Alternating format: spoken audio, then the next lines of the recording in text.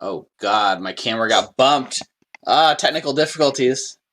Yeah, we're off to a great start. Hello, everyone. Welcome to Beyond Avernus with the Alleged Five. My name is DM Steve, and everyone else here, say hi. Hello. Hi. Hey. So enthusiastic. I'm So, looking for when we got married, and I feel like I'm forgetting our anniversary. I know. What's messed up, husband? it was months ago in real life. Excuse me, I'm husband 3. Please address me as such. Okay, husband 3, that's messed up. I'm husband 1. Husband 2, how are you? I am excellent. So, I just want to remind you guys, right? Like this is technically episode 1 of our brand new campaign, right? And this is a good jumping on point for a lot of new viewers that have no idea what the hell you guys are talking about. So why doesn't someone fill our audience in? Okay, I think I can probably do the cleanest explanation here. Okay. Zeke, please. We're in Avernus, right? It's a bad time. It's a bad look. Zeke is a cleric, mostly at the time. He's still kind of a cleric now. He reads the fine print in ceremony and is like, hey, if we get married, the power of love will protect us. He does not explain to anyone else that it's a marriage ceremony until they're actually sitting down and doing it. So everyone in the party except for Hal all got married to each other, and that effect lasts about 2 or 3 more days. That's what we're trying to figure out too, is, how many days is really left on your spell, right? I think it's 3. Yeah, I can't find it yet. I can't find it with Control F, so okay. I'm down to just say 3 or just have like a number to it. For those of you who are seeing us for the first time, let me just go ahead and set the tone for the kind of game you're about to see. Because even though we're doing Descent into Avernus and we're in Hell, this game is full of crab raves and marriage ceremonies and shape-shifting fog cloud casting crabs that block true sight. Our tone is very lighthearted. We're trying to keep things fun. Would you guys say that that's entirely accurate? Yep. Yeah. Absolutely. Yeah. Which, is a good thing. So, yes. This whole marriage ceremony thing, this is the kind of thing you can expect when you tune into our stream. So, we did just play through the entire Descent into Avernus campaign. And fortunately, we started playing when COVID hit, which was did we start in April or May, guys? We started April. You guys started in April. The first week of April. And then I joined in May. Yep. Perfect. Yep. Yeah. Brianna knows because you said it was the same week as Curse of Strahd? Yep. That's true. I have the exact date. It's April 5th. April 5th. So that is we started this campaign April 5th. We started under the pretense of what we called a speed run, which was me saying I want to run Descent into Avernus as fast as I can. Because I don't know if you guys remember, ages and ages ago back then, but when COVID hit, we kind of all anticipated being on lockdown for a month or 2. Maybe I was just optimistic. How naive and cute we all were. Right. So the idea was let's run through the campaign as fast as we can in a speed run sense, where I want to pull you guys from scene to scene, get the ball rolling, and just experience the campaign as fast as we theoretically could. And we ran the whole campaign. We ended last week, so we went from April 5th to November 8th. So that's just over 7 months. Basically 7 months. Yeah. And I know the funny thing is, if you talk to people that run this or play D&D a lot, that's probably not even a speed run. That's probably why are you guys running it so slow? Because people have much varied paces in D&D, right? My campaigns tend to go for a very long time. So, for instance, I ran Waterdeep Dragon Heist. I've run it multiple times, but one of my campaigns took about 7 months playing weekly, and it only went from level 1 to 5. Dang. That's a big change of pace from going from 1 to 13 or 14 even in our campaign.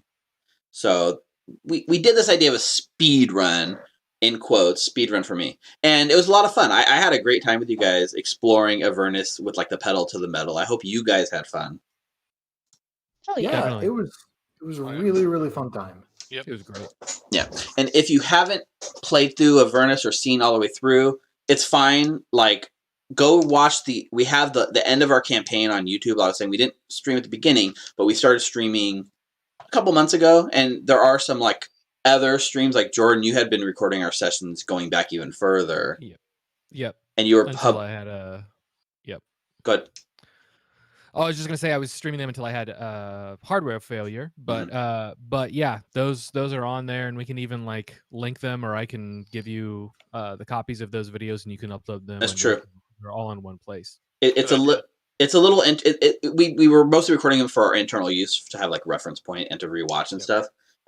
And then when your computer kind of had this meltdown or hardware failure, and you weren't recording anymore, it kind of kicked me and light a fire under my butt to start streaming and recording. So I guess that was one good thing that came out of your hardware failure is the stream, right? Yes. Yay. Yay. So the end of our campaign, the last arc, the last like 2-ish months, maybe last month and a half of our campaign is up on Twitch. It's up on YouTube. You can find us there. Go watch it to see how our campaign wrapped up. I'm not going to sit here and do an entire recap of everything that happened. Descent into Avernus is a pretty popular thing, and if you want to know what happens in that campaign, feel free to go research that. That being said, the moment we're picking up right now is literally at the credits rolled, right? You guys beat the campaign. You're standing on the shores of the River Styx here in Avernus. The credits rolled, and we faded to black. And like the start of this campaign is like right after the credits fade to black, you guys looking at each other and kind of going like, what's next? Because no time has passed since the end of the campaign. So for a lot of our new viewers and future people that will be tuning into this first episode, I would like for you guys to go through one by one and share your character. Not necessarily, like you can share whatever you think is relevant to your character at this moment in time. Whether that's where you came from, what you've done, what you've become, or what you're trying to do next. What the appetites of our viewers, and let them know what they can expect from your character. So, first of all, I got to give a big shout out to Rick, who is playing Hallandar in our game. Looking at our screen, you can see around me, this awesome overlay was made by Rick this week, along with all the layers of hell on this side and all the tokens on this side. So, Rick, thank you so much for taking the time to put this. This was really awesome. I'm giving you a round of applause. Yay. Yeah, great. Yay. Great job, Al. I switched Maladominion, Malbolge. And Malbolge. I didn't notice until I was recording a video earlier, and the order I was reading them in didn't match up the order with your list, and I had to figure out what was wrong, So we will get that fixed in future weeks. You already fixed it. I just haven't put the graphics up yet. So thank you for this. We got this. I'm gonna do, as we go through the layers, I'll update the other screens. But so based on this cool thing Rick made, I'm going to start at the top and work our way around the circle.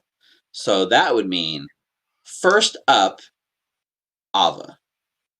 All right. Ava is a rogue, a revived rogue / grave cleric, and she hails from Baldur's Gate, from one of the old patriarch families that are involved in the dual trade. When she started this adventure, she sort of came to the realization that this is not her first life, and she's been getting some strange visions along the way about some stuff that seemed very familiar, and yet something that she is very certain that she hasn't experienced as Ava. And yeah, eventually she came across Bell, who is a pit fiend in Avernus, and he sort of let the cat out of the bag and told her that maybe about maybe 150 years ago, she, in a past life, made a deal with him for multiple lives in exchange for getting out of Avernus and her soul. and now her big goal in Beyond Avernus is sort of like either get her soul back by breaking the contracts legitimately by eating the eye of the Archduke of Avernus or killing Belle. So yeah, that's Ava. Yeah, that was a lot to dump on a new viewer, huh? We've been through a lot with Yep. these characters, and we'll go through plenty more, I promise.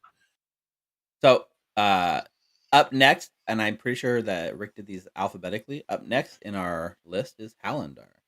So why don't you? Yeah, take it away? Hallandar's he's a relatively young elf, about 120 years old. Grew up in the Silent Rain organization since we're in Faerun. But he made a deal with, well, not necessarily a deal. His family was captured on the pretense that he would descend into and through the levels of hell to rescue somebody needing rescue by a masked figure. So he found this group. They were going to hell. He joined along with the intentions of not stopping at Avernus. And he sits in the car, the Infernal War Machine, ready to drive to the docks. Like tapping this watch, like, come on, guys. Very cool. And Hallandar's quest is basically what's kind of deriving this Beyond Avernus campaign, which is pretty cool. It was just something you came up with. You know, we didn't plan for this to be necessarily the post-campaign continuation, but it's worked out pretty well. So, very cool. All right, up next we have Marius. Marius is a paladin and newly trained fighter, training along with his new friend Hal. Marius was once the heir of a prominent Baldur's Gate family, now disowned, and for the lack of anything else better to do, followed this party and his high school crush into hell, and has been getting out his anger issues by killing the fiends of Avernus. Since then, he's added a bunch of names to his list as per his tenets from his god Corellin to kill the greater evil that he finds wherever he goes. And he was once the wielder of the sword of Zariel, and it's changed him into more of a lawful good angelic creature who is now willing to do more in his quest, but also willing to help where he can. And he already told Hal before his transformation he'd be willing to follow him deeper in. And now less Marius and more Jordan is wondering if Hal planned this from the beginning, convincing Ava to murder somebody and putting all this into motion so he could have a party to go into Avernus with. Yeah, he's super bummed he doesn't have the sword of Zariel anymore, but he's excited and ready to kill some fiends.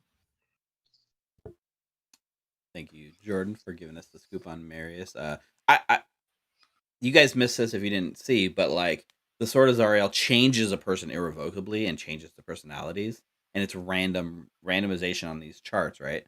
But like your roles kind of didn't change you too much. No, it didn't override any of my personality traits. If anything, it just added a little bit more and kind of made certain parts of his personality more intense, which is super interesting. Yeah. So I'm interested to see what the new Marius brings deeper into hell. All right. Up next, our warlock companion, Morthos. Mike? Yep, Morthos is a 25-year-old male tiefling warlock. He's from Lurkwood Forest, which most people know where Waterdeep is. It's just north of Waterdeep. And a unicorn, which was my tribe's basically, it was given to us, was stolen, and I went on a quest to find it. And in doing so, ran into this group in Baldur's Gate, which took us down to the first layer of hell, which we were able to free and send Moon Color, which is a unicorn, back home. And that's where I'm at in this quest.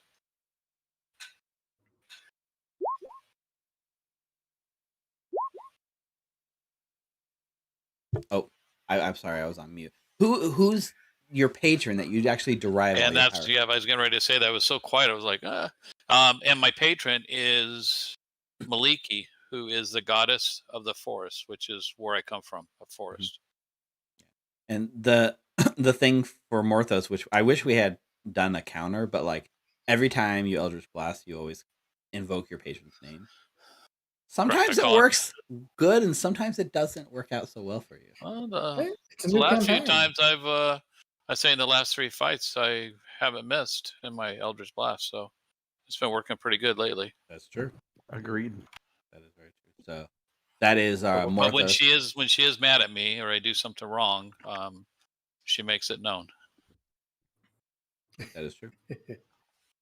All right. Last and certainly least, at the very bottom. Just kidding. Zeke, played by Tyler. Yep. So Zeke is an older kind of human guy. He started out as a cleric of Eldath, with kind of a very healing focus. Just kind of wants to do what he can.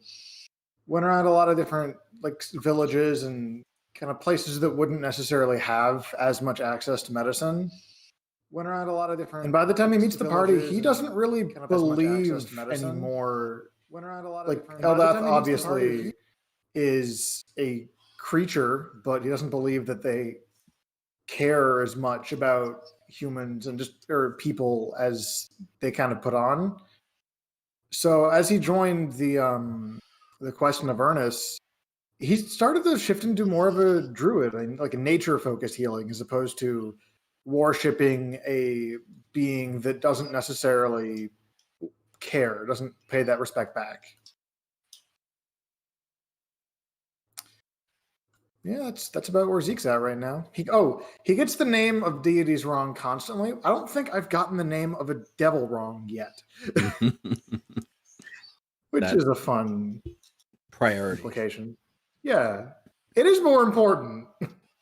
If I called him Baal, he might get mad at me. Sure. If I call him Trom, I don't even know if he's mad at me. It is interesting to me that you started giving up your faith immediately after receiving a divine intervention. Well, yeah, because that's the biggest like impact of like, oh, Eldath could have just done stuff like this the whole time and wasn't. That is true. Which has been interesting to see play out, especially in a place like this. So collectively, before this, you guys were known as the Alleged Six, right? Your sixth member was a golden hollyphant, which is a flying mini elephant named Lulu, who has since been reunited with her bestie and sent back into, like, Celestia. And so with that, that has brought us from being the Alleged Six down to the Alleged Five. Kind of, it's like a bit of a hole in our heart, right? It's a big Yeah. hole in our heart. She's been with you almost as long as Zeke. Yeah. It was just, I had to take her off all the overlays and stuff, and it was hurting my heart a little bit. But life goes on. There's more to do. That comprises our party.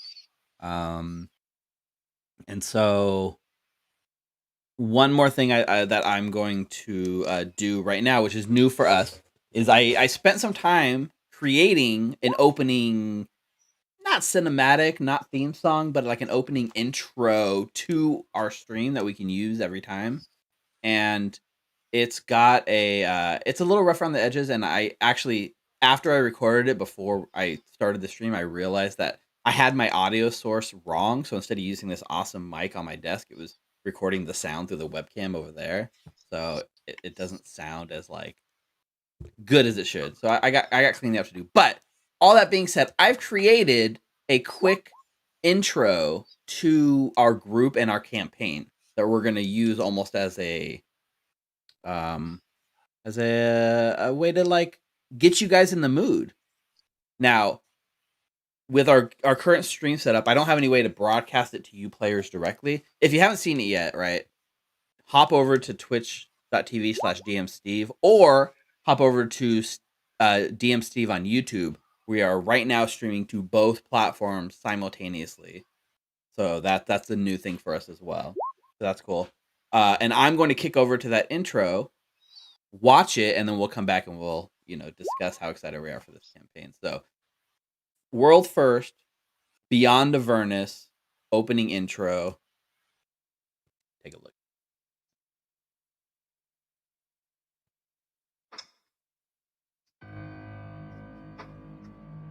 Deep in the lower planes, detached from all the comforts of the material world, lies a realm called Bator, otherwise known as the Nine Hells. 9 distinct layers make up this plane of existence, each ruled by a single lord which binds the layer under its willpower. The first layer, Avernus, welcomes all visitors to its war-torn lands. Here, the blood war rages on between devils and demons in an eternal dance for dominance. Deep below Avernus are the other layers: Dis, Minaros, Felagos, Stygia, Malbolge, Maladomni, Cania, Nessus, each protected from teleportation magic by the lord of that lair.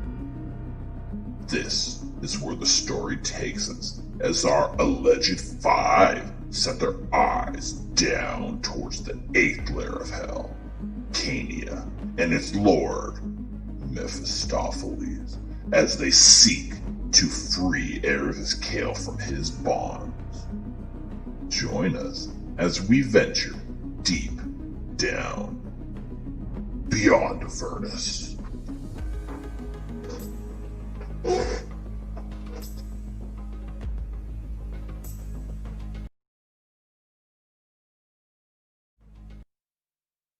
I don't know, guys. That gets me excited for tonight. I don't know, guys. That gets me. That's pretty awesome. I'm very hyped. I'm just excited. This is more like a happy-go-lucky one versus what we just did. Like, it's just gonna be rainbows and candy from here on out. Sure. Yeah. I think the 9 layers of hell represent like the 9 good things in the world. Is that how that works? I forget. Well, we'll figure it out together. The 9 wonders of the world, Dis waterfall, Minoros pyramid. So, I'm really excited for tonight. And so, does anyone have any other questions before we jump into tonight's session and we start exploring what lies beyond Avernus? We didn't long rest at the end of last week, right? You did not. Okay. You leveled up, but you didn't long rest. So you got new stuff, but you didn't take a long. So you still have a level in cleric that you haven't lost yet. Shit. I think I already reset. I thought we took a long rest. I mean, we're picking up literally when we were standing. Like, Zariel, took Lulu and, ascended back to heaven. You guys are standing there. You haven't moved, so you definitely haven't had a chance to take a long rest. So, all right, I'm going to kick us over to our game screen. So,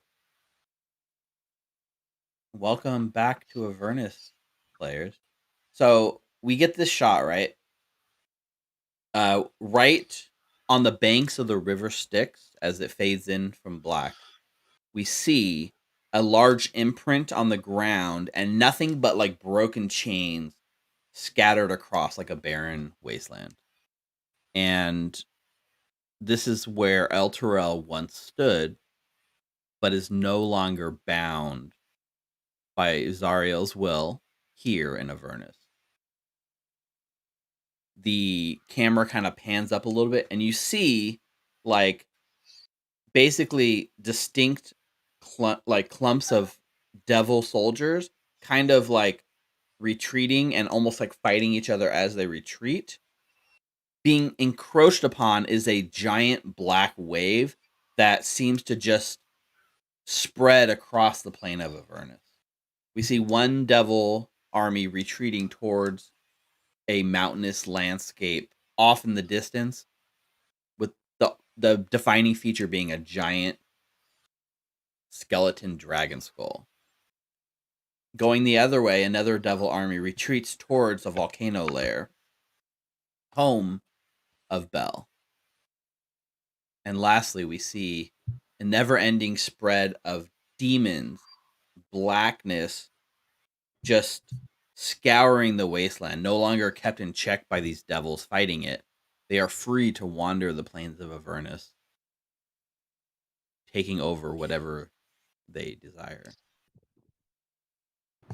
And here, just a bit off to the side, a tiny speck along the river Styx. Our camera zooms down further and further as a giant infernal war machine comes into view, along with 5 of our adventurers standing here alongside the river Styx, looking at each other, not sure what to do next. So, as this is the first time in this campaign anyone is actually seeing your characters, Ava, can you describe what your character physically looks like to the audience? Sure. Ava is a human-ish looking woman, about 19 years old, with long black hair and a very pale face. Very dark black eyes that sort of hit silver if when the light reflects it just a little bit.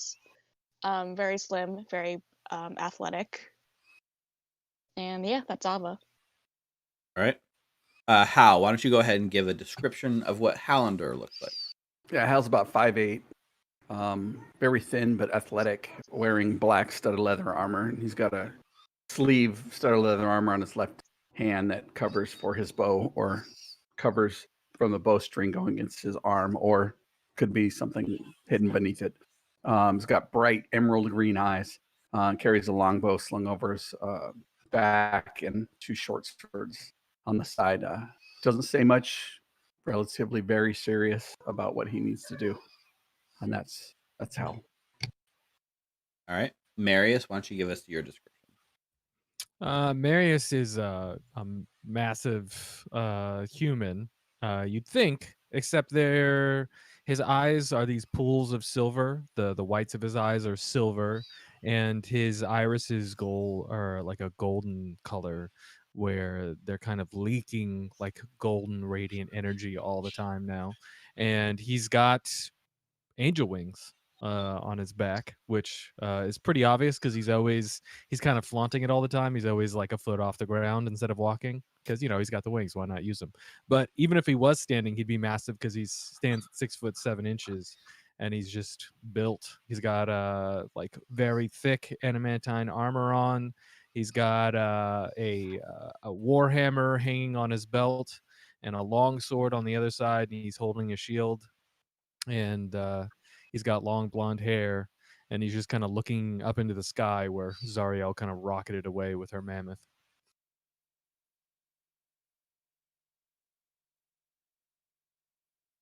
All right. And then Morthos, why don't you give us your description? Morthos is about 6 foot tall, 175 pounds. Couple features you would notice: one, he's got one blue eye and one green eye. Even though he's only 25 years old, he has gray hair, which makes him look a little older. And Morthos is from the forest, so everything he has is all natural. You'll see vines coming around his horns because he does have 2 horns as a tiefling.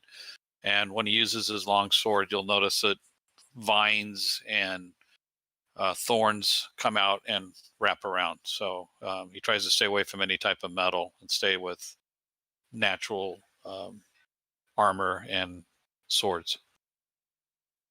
And if I'm not mistaken, you're actually wielding a crab shell shield. Yes, that's right. Oh, a hell crab, right? Hell crab.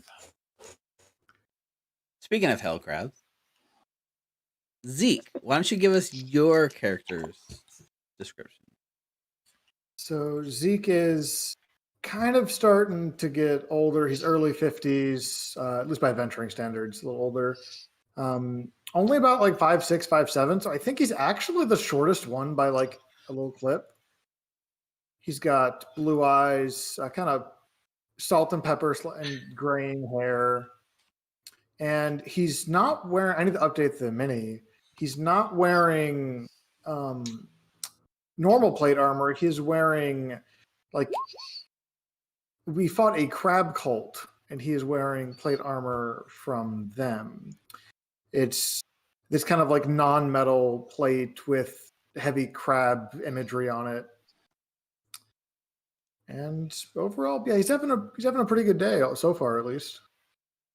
All right. So as you guys sit here, I give the scene to you guys. Like, what are you guys looking at each other? What are you saying? What are you doing? I'm revving the infernal war machine. Yes, yes. But where are we going first? As I start going back. The docks. Just secure our passage. We're gonna do taken that. Care of a couple of them. Well, let's do it now. I kind of want to go back to the material plane. I know it's hasn't been very long, but it feels like a really long time since I've seen my family. And, you know, we have all of the stuff that we gathered, which isn't that much use to us. So, Yeah, might as well unload it at like Candlekeep or something. That's a good point, Ava. When we turned in all of the weapons that we found from the cult, we ended up getting some pretty amazing stuff, including our, Ava's honeymoon suite. So we have a fair amount of stuff now that we can turn in and probably get similarly powerful gear to help us, Hal. How are we going to get back? Well, I think we can go to the Emporium and then at Candlekeep. I mean, if anywhere in the material plane is going to have a way to get back, I mean, at the very least, right, we can convince that shithead otter that left us here to... Oh, that's right. Where is that otter? He's probably back at Candlekeep, twiddling his thumbs, enjoying his little tower. Traxagor. Oh, that was his name. Thank you. So just let me play this back for you. Mm-hmm. I'm going to go back home in hopes that we can get back here. No, we will. We can get back here. So Hallandar, I can plane shift all of us, but we just need to have a tuning fork or something that can get us to where we need to go. I mean, we could even get one of those probably here, right? I mean, because we're here, someone would probably have a tuning fork attuned to here. What was that place that sold like magic and stuff that you could get for soul The Wandering coins? Emporium. The place Wandering where Zeke sold his Emporium. soul. Yeah, Zeke sold his soul to the right. devil. Okay, that I meant the implies shop. that I sold my soul to the Wandering Emporium. Yeah, no, that was the Asmodeus. And then no, I was talking about the shop though. That was also like the parcel service. Oh, from here to Avernus, right? From here to Avernus, they would probably have one of those. So we can buy one. I look at Al. That would secure our way back, and then we. How many soul coins do we have? 6, I think. I have 2. I think we have more than that. I have 2. I have 1. Go up. I kept a list of what everybody had. We have 9 total. I have 3. 2 with. I still show 2 with Ava, right? 2 with Hal. 1 with Marius. I have 2. 1 with Zeke. You have 2. I know Soul had 1, but I thought we had to use that. We use that. Yeah, we use that to get over here. Yep. Well, it's going to cost soul coins to buy whatever we want in here, right? Yeah. We need at least 5 more soul coins, or is it 4? DM, remind me, did I pay for 2 or pay for 1? Are you talking about for passage? Yep. Yeah, you paid for all this, yeah. I believe you paid for 1. Yep. We need at least 5 more. So that leaves a couple of them. 4 to buy what we need here. Yeah, tuning fork to material plane, tuning fork here, whatever we can get. I imagine you guys can get the tuning fork to the material plane on the material plane. Yeah, it's probably cheaper there too.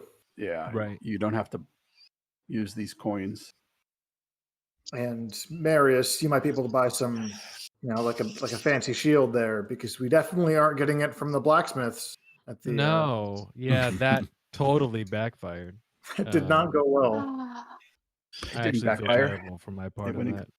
It went perfectly. Well, yeah, I will agree, Hal. It did work out for what we wanted, but it poisoned the well on any future dealings. So, Oh, that's true. Shit. Yeah, exactly. Ava, you also at this point, while this conversation is going on, your passive perception picks up like on the horizon, almost coming from like two different locations.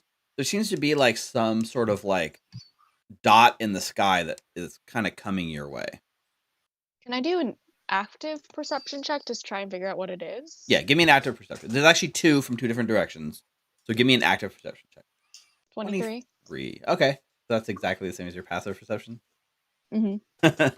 At this distance, it's hard to make out. Other than the one coming from like your left is a lot bigger than the one coming from your right. Tiamat and Bell. Within a few minutes, it's going to get close enough that you'll be able to pick what it is. But you do sense something seems to be coming this way. We have company. Say again. I was We going to should get point to the moving. skies. Oh, Okay. we do have friends who fly, because Right, but Arkin and whatnot. but see, here's the thing: we had a deal with them; they satisfied it. So technically, we are now on even footing again. They don't owe us anything anymore, so there's nothing to stop them from attacking us. We should start moving. And I look at Saul and I say, "Oh yeah, I never introduced Saul. I have a celestial best friend who is currently a nightmare warhorse." Due to the nature of like this plane of existence, when you summoned your steed, it took the form of this nightmare. Yep. Inside is still celestial. Oh yeah. Outside, it's very much fiendish. Yep.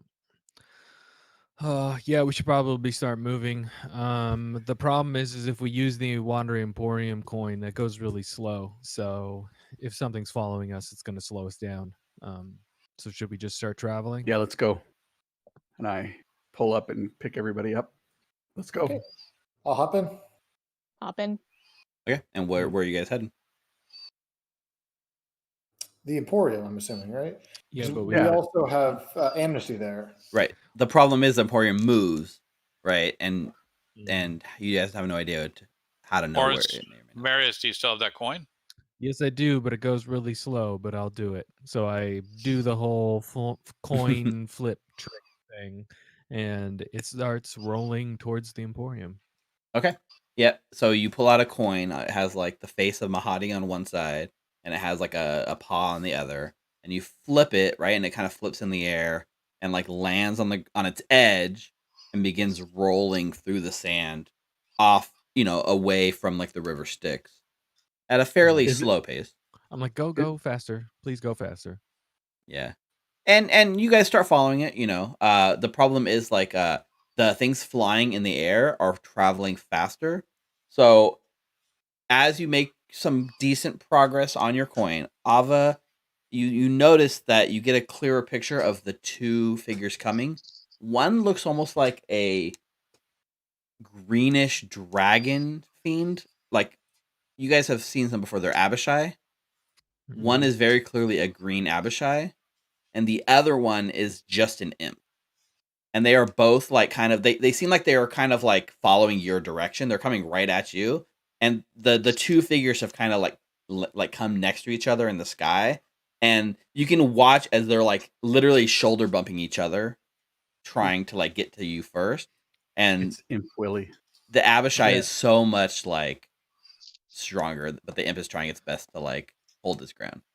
That might be from here to Avernus, the imp, just so everybody knows.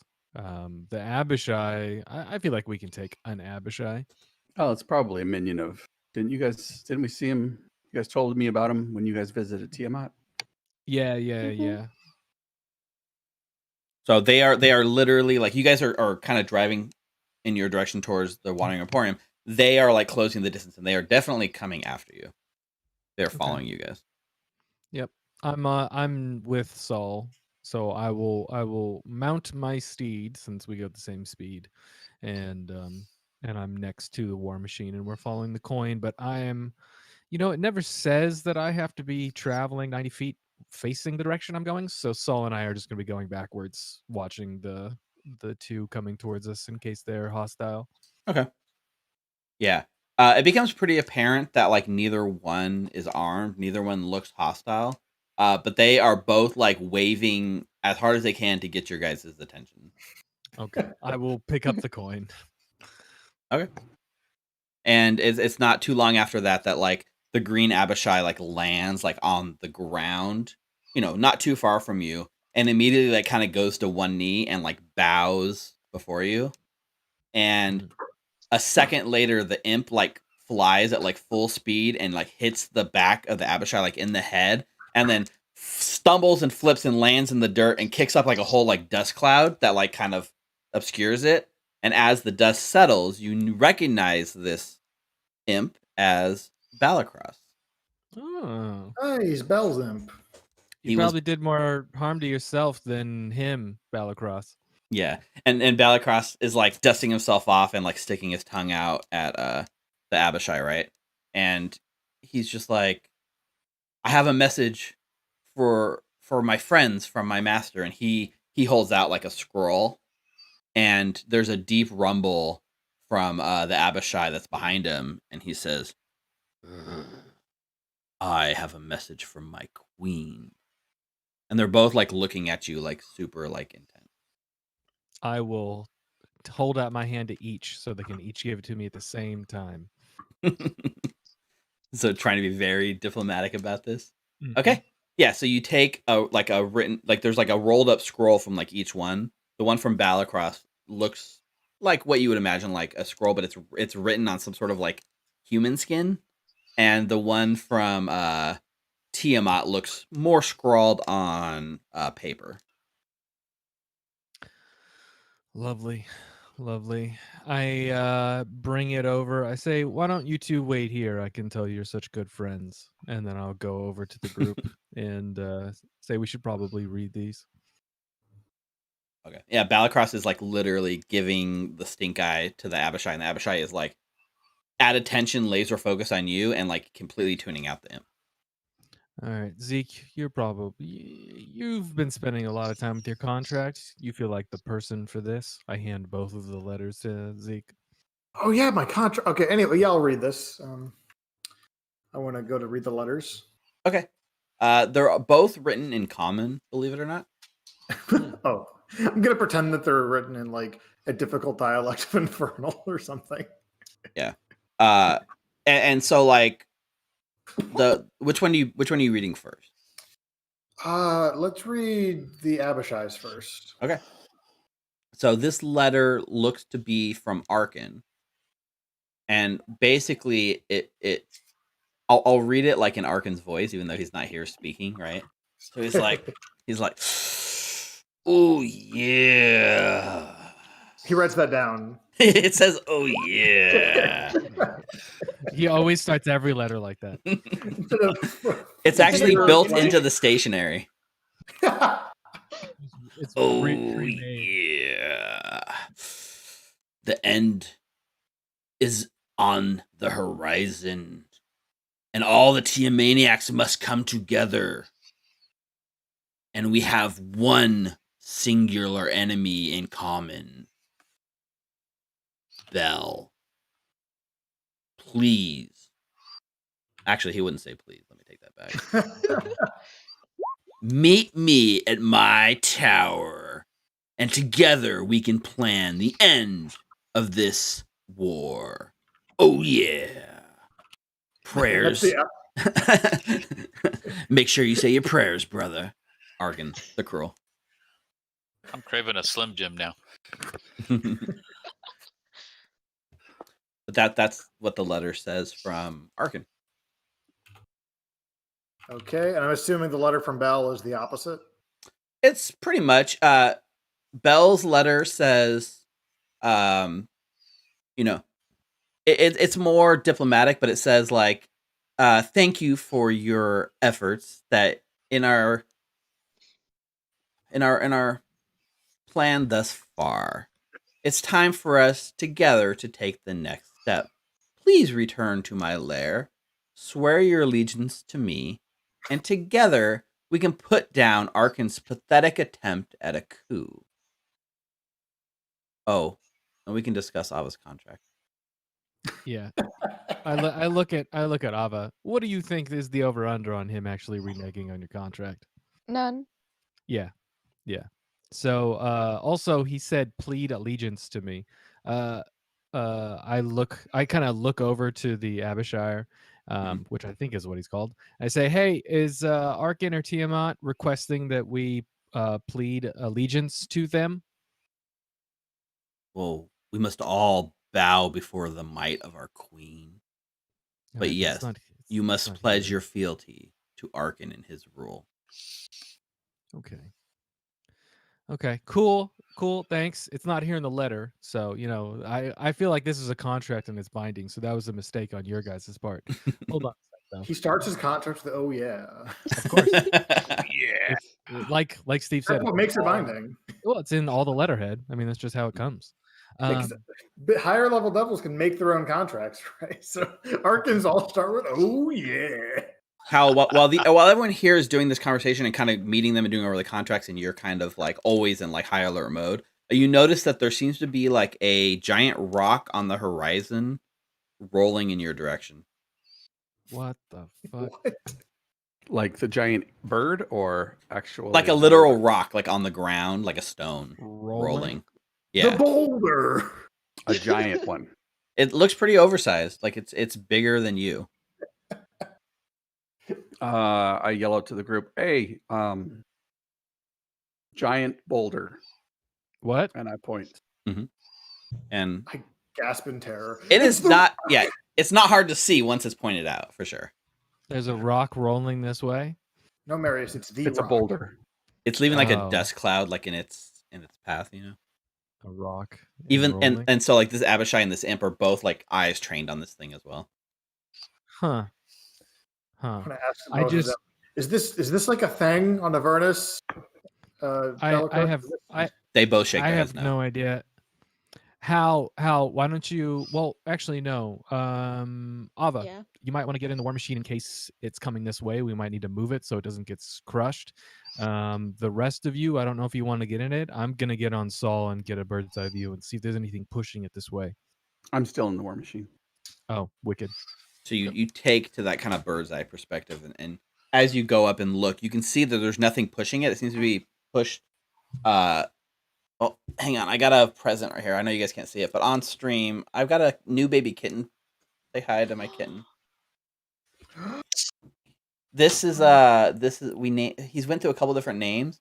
His name right now is Pumpkin. But nice. for They're a brief they're gonna change it to Imp Willie. for a brief moment, his name was Zuko. Oh, nice. Fiery kitten and all that. Unfortunately, we just got him like yesterday, and my son just dropped him in my lap. So I don't know what that's about. Ooh, Radical Fuzz is now following. Awesome, thank you, Radical Fuzz. So, anyways, Yeah, that because sounds like a very cool person. It's because you put the cat on the I cat did demand it. more cat content. More cat content. So the rock, you kind of go up. Nothing's pushing the rock, and at a respectable 300 feet or so away from you guys, it pops up, and you see it like immediately like springs out like arms and legs, and like stands there, and you can see it's like almost like a giant rock person that has like stopped like spinning and rolling across the plains of Avernus, and is very casually like walking up towards you with what looks to be like a scroll in its hand. Well, then, Gee, we are popular today. isn't this interesting? You guys are popular today. Yeah, I'll come back see, down and be like, it's no one was pushing it. It's a person, as everyone can see. Kind of looks like this In the chat in Roll20. Oh, cool. Yeah, that looks Shit. awesome. I'm gonna like lean my head down and whisper to the group. I'm gonna like put my head in one of the windows on the infernal machine, so that way neither the imp nor Abishar can hear me and say, I mean, I'm down to just play these two against each other, and then we kill Bell when, we're about to win, and then we kill the TMA maniacs. I mean, it's a win-win. So maybe this third party will be who we side with. Yep. I think that if we have to side with any of them, I think killing the Tiamaniacs would be a lot more dangerous because of the the Tiamat. Right, but I don't feel like that's something that can happen all too often because everyone was losing their shit when it happened. Yeah, but neither is like a purge of her cult. I don't Right. imagine that's frequent We either. can discuss this later. Let's just listen to what the rock person wants to say. Zeke, before the walk person comes up, I'm not saying we kill all of them. We just kill the Arkin, Arkin's husband, and Arthur. All right, we can talk about it more Yeah. after the rock person. Plenty of time. And Mortho hears Arthur's name and gets excited. Yes. So this large like rock person like kind of walks over and then stands like he doesn't want to like come across like aggressive, right? He's being very like passive, and he's standing a good 100 feet away and just waiting for like permission to like come closer. I'll float over. Good. Whatever the hell time it is, rock person. How can I help you? He looks at you and he has like no expression on his face, like he has like eyes and a mouth, but like no expression to speak of. And what he says is, "My master would like to seek an audience with you."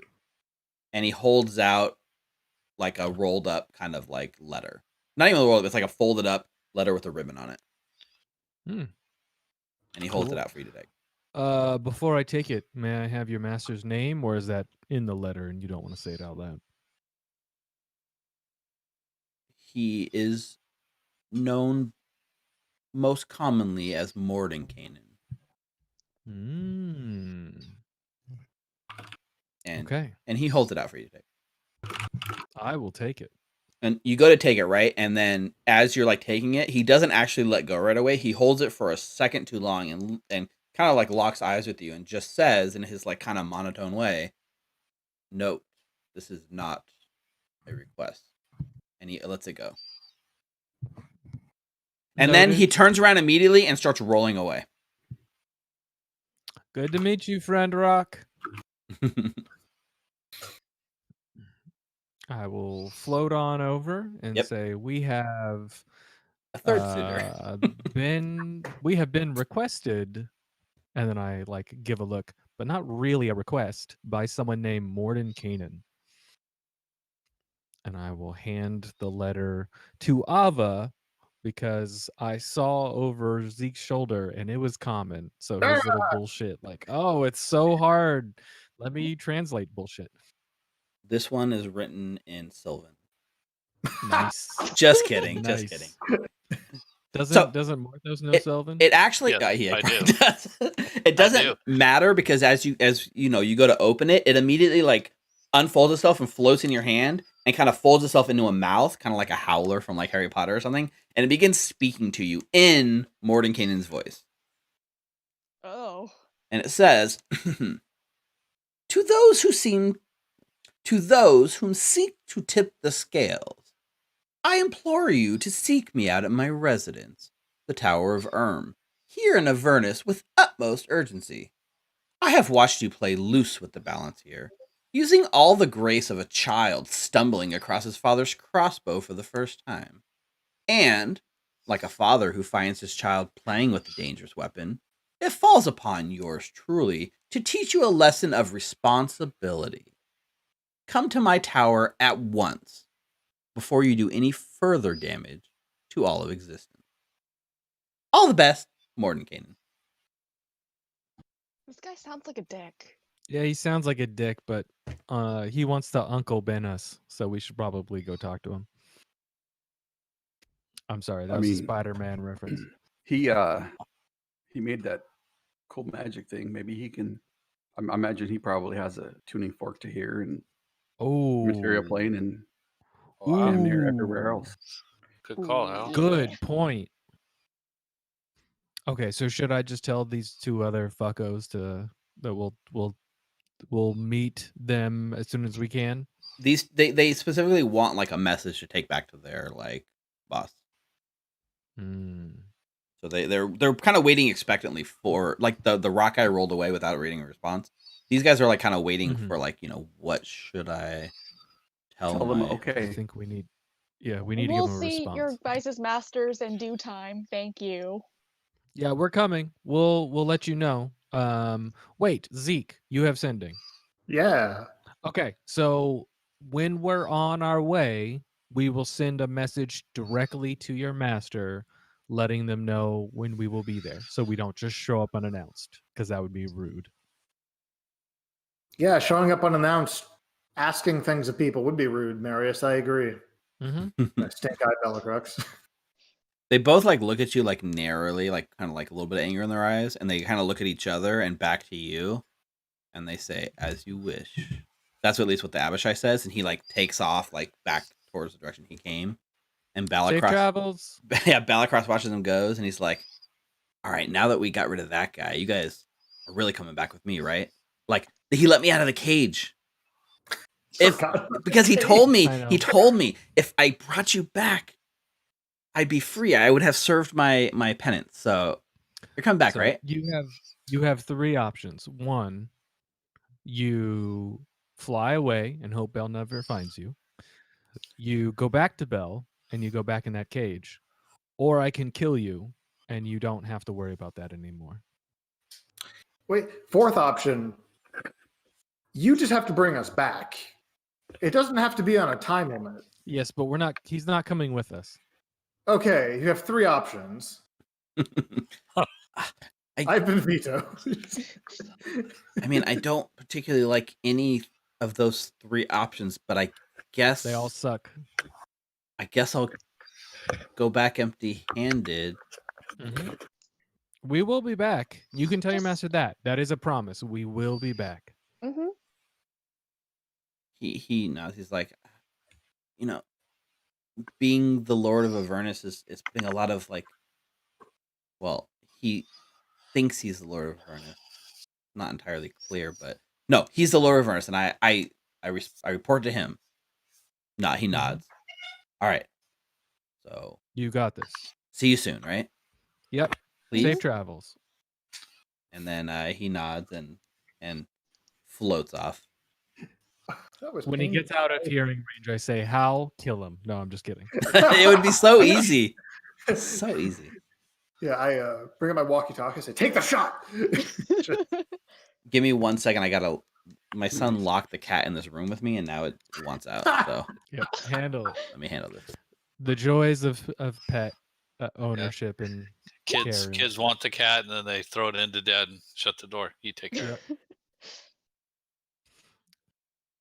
Yeah, when everyone here goes to sleep, I'm like, cool. No one said anything to me, but now I've got to make sure they do not go to the bathroom in the house, and I got to make sure they have food and water. It's like, Yeah. oh, cool. And while I'm playing D&D, so it's a fun bit of juggling. All right. That's more than canon. Okay.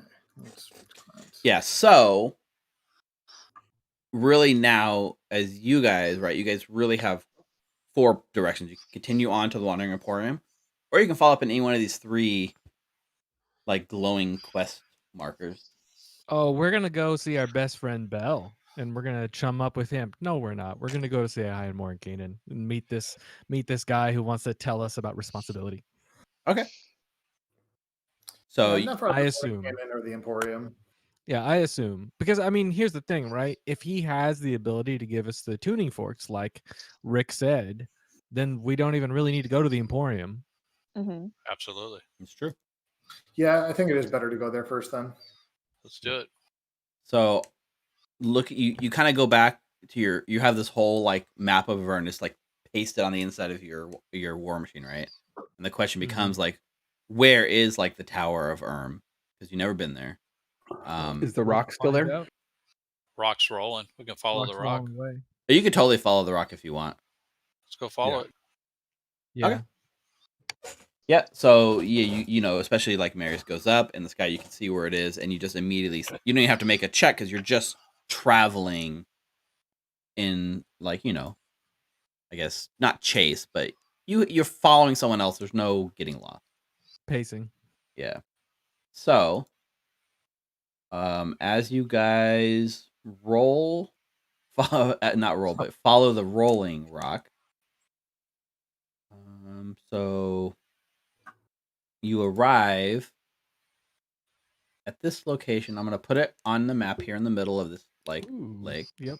Right in the And middle there. yep, and the map like lights. The map speaks, right? Because it always speaks when you go to a new location, and it says a tower tumbles. Oh, wait, sorry, I didn't get it. My crazy voice. Woo! A tower tumbles between planes on the whims of a mad mage. Where it goes next, nobody knows. And that is your greeting for the Tower of Erm by the cartographer. Did we get a short rest on the way over? Yeah, you would definitely get a short rest for sure. Okay. And Get my shapes back. you watch, and as you arrive, there's like an iron tower rising atop an island on a lake of boiling blood. No windows penetrate the tower's walls, and its only visible door opens onto a high balcony about like halfway up the tower. Red lightning crackles constantly between two horns of metal on the tower's roof. Just realized now too, I don't have any background music going. But that's okay. Normally we have background music going. You guys pull up, and there's this tower in the middle of this lake of burning blood. And interestingly enough, there seems to be almost like a makeshift war camp of sort outside of it. So there are like little like groups of people that have like tents up, you know, a couple of infernal war machines, and they look like fiends, like just camped outside this tower. What would you guys like to do? The rock kind of rolls like right up, and then like it kind of gets like right to the edge of the blood lake, like facing the thing, and then you watch as it just like kind of disappears and pops out of existence. Well, I guess we could ferry ourselves over, and Ava looks expectantly at Marius and Soul. Mm-hmm. Yep. All right, Saul. Let's do the business. So you want to ferry up to that balcony? Yeah, if that's the only safe place that looks like we can get to. We want to. Marius. Yeah. Saul, leave Zeke here.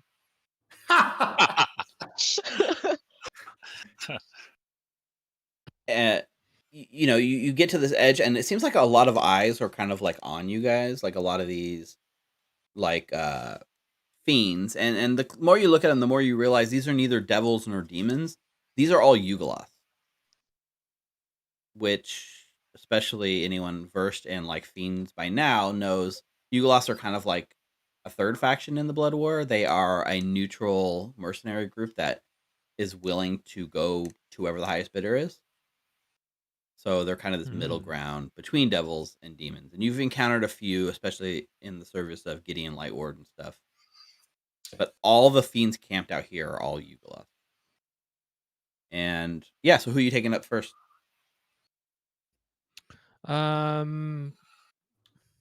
Probably Hal and Ava. So I don't know. I could probably carry Hal. I'm kind of strong. You probably carry Hal. Like you mean Hal, like in your arms? I see. Yeah. Okay, and Ava onto on Saul, and then probably Morthos on Saul because we've already established Saul can carry two people, and then Zeke can stay with the car. Marius, Saul's coming back, right? Marius. Yeah, and you guys lift up towards the tower, and poor Zeke is left behind watching as you guys like all like ascend towards the edge of the tower, and at a pretty solid distance, like kind of like you're going at normal speed, like up towards this thing.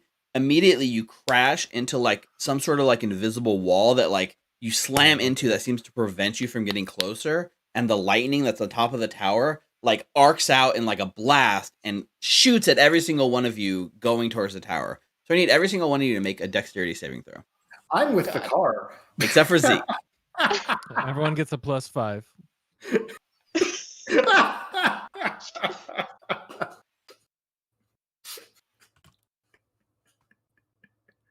Make one for Saul.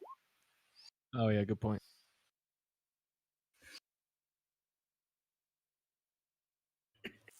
Dex.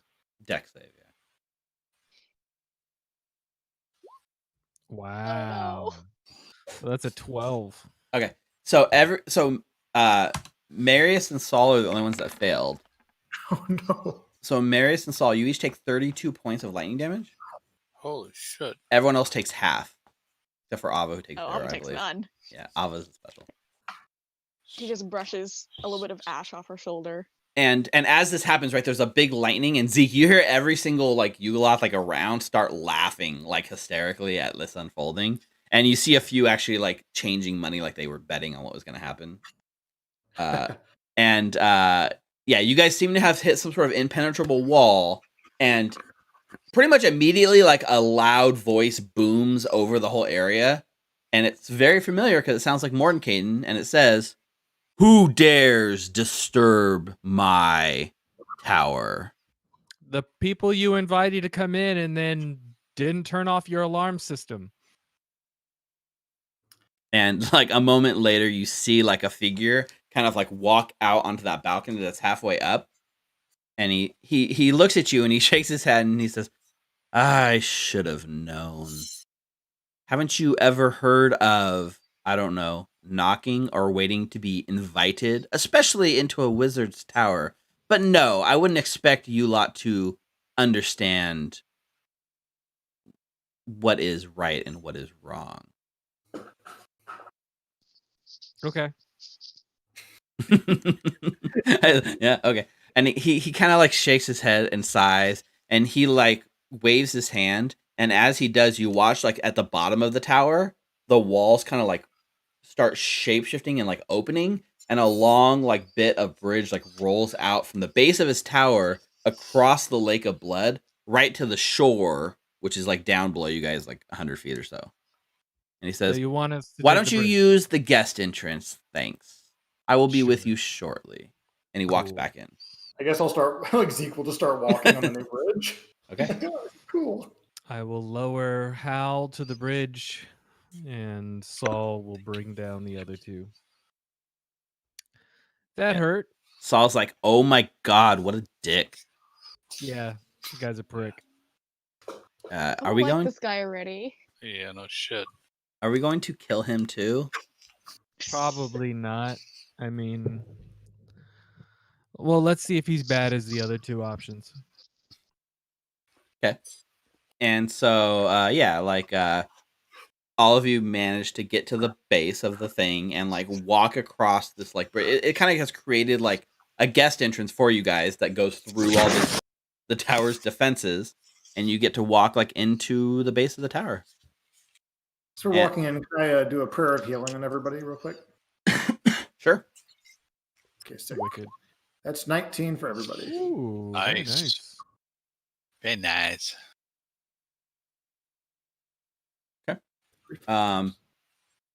You kind of arrive at the base of this tower, or I keep calling it like the base of it, but like it's like a featureless room. It kind of opens up. It's pretty decently sized. It's probably like, oh, first of all, it's impossibly large for the base of this tower. You kind of walk into it, and everything around you looks bigger than it should be. And the first thing you notice is like the heat, the oppressiveness of Avernus seems to melt away, and it makes you less uncomfortable than you were outside, but not to the point of being comfortable. It keeps you right on this balance between like feeling like it's too hot and too cold, and you kind of just are right on this razor thin edge, and you can't quite make up your mind if you're actually comfortable or not. But it's a far cry from Avernus at the very least. and you were all like sitting here in this featureless room, and for like a minute, nothing happened. And shortly after that, there's like a pop, and at the other end of the room, this wizardly robed figure arrives. He's got like his hair up in a bun. He's got like a long mustache, and that like kind of like curls down into like his beard, and he's wearing like green robes. And he's like, "Oh, I'm so sorry to keep you waiting. We are currently undergoing very, very important research, and you've come at quite an interesting time." And he looks like around like the room, and he says, "Oh, I'm sorry. This won't do. Maybe this will make you more at home." And he like waves his hand, and as he does, you watch as the room around you kind of shifts and becomes a spitting image of the Elfsong Tavern back in Baldur's Gate. Wow. Except for you, Marius, with your true sight, you look around and you can see that it is 100% definitely an illusion. I just try and enjoy it, even though I know it's not real. 1 second. Yeah, and so he looks around, right, and he says, "Oh, take a seat, take a seat. Is there anything that you would like for refreshments?" Water? Could I get a Dr. Torm? I'd like Dr. a Dr. Pepper. Torm. Yeah, actually, if you guys have Dr. Pepper, that probably is better. Yeah, we'll take a DP. So Do you happen to have absinthe? Ooh. he nods and is like, if there's something you would like, just concentrate on it and it'll appear before you. Tyler concentrates very heavily on Dr. Pepper. Yep. Also thinking about Dr. Pepper. So is Morthos. So you guys all get Dr. Peppers, and Hal, like if you think about it, like your absence will appear just on the desk in front of you. Like basically, he says, whatever it is that you desire, it can be willed here if you are strong of mind. So let's do this. Why don't you guys make intelligence checks for me? Oh shit. So Morthos looks at Marius and says, "Hey, you get your +2 shield or sword, whatever your +2 you're looking for." Yeah, if I make it. Yeah. We're the stupidest party. A 6, a 2, a 2. Oh my god. There's now the natural Oh, 20, a and it natural turns 20 into for an an 18. 18. Is Morthos as stupid as the rest of us? 13, okay. Amazing. This is good. Morthos, you managed to get a pretty decent approximation of your DP, and Hal, like you get a pretty nice rendition of your sort of absinthe that you wanted, but the rest of you just kind of make like a cup of like black oily sludge tar. Oh no, it's Mr. Pibb. Ugh. Oh god. Yeah, I set it aside and I try again. Yeah, you can try again until it works. It's fine. Let's see how long it takes you to manifest the right thing. You don't even need to like somebody. You can like look at it and concentrate hard enough to change what's in there. Second try fixes it for you. Ava just gives up. Oh, there you She go. doesn't See? need to drink anyways. They got it. I hand mine to Ava, and then I take hers and I try think a bit at it again.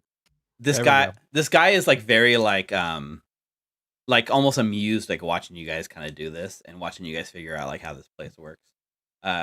You see a slight sense of like amusement. He doesn't show it openly, but he's very obviously just taken aback by you guys. It's a good distraction from his work. And he said, he does kind of like take a seat at the table, and he manifests like a bowl of like fruit, like nice fresh fruit, and just begins like kind of eating grapes as he does. And he just says like, so, can one of you guys explain to me, perhaps, I just wasn't entirely clear, like, why you guys were involved in Elturel in the first place? We weren't. We were sort of conscripted into it. Yeah, forced is a good way to put it. Conscripted is a diplomatic way, but we were really pushed into the whole thing, and then upon learning of Elturel's disappearance, we had a companion, Rhea, who was from Elturel, and I'd spent some time there in my training, but we wanted to help them. And also, we had it on good authority that our souls were also in the bargain, and helping would help make sure, even if that small chance that our souls would be taken, that by helping, we would save Our them. souls were at risk with that? Well- Yours wasn't. Ours was. Oh, okay, good. There's no conflict of interest then. He like nods along. He's like, "Oh, I see. So this was at least that makes more sense if it's motivated by your selfishness to rid yourself of the burden. That Okay. that we did not have that information. That With is- a that is- natural 20, does that become a +2 shield? It's like a +2 shield made out of chocolate. It's a +3 shield. I start eating the +2 shield. Yeah. No, Marius! The +2 shield was right there! Yeah, but it's gonna melt as soon as we go outside, Zeke. Oh no. No, we wanted to help Rhea. I mean, we weren't exactly sure about our souls, but there was an Doesn't entire hurt. city to save. This Ray, I assume she was attractive. Not Mm, really. She was a friend. And also not age appropriate for anyone here. Yeah. How old? Oh, she was a child. So you were saving a child. Like 16?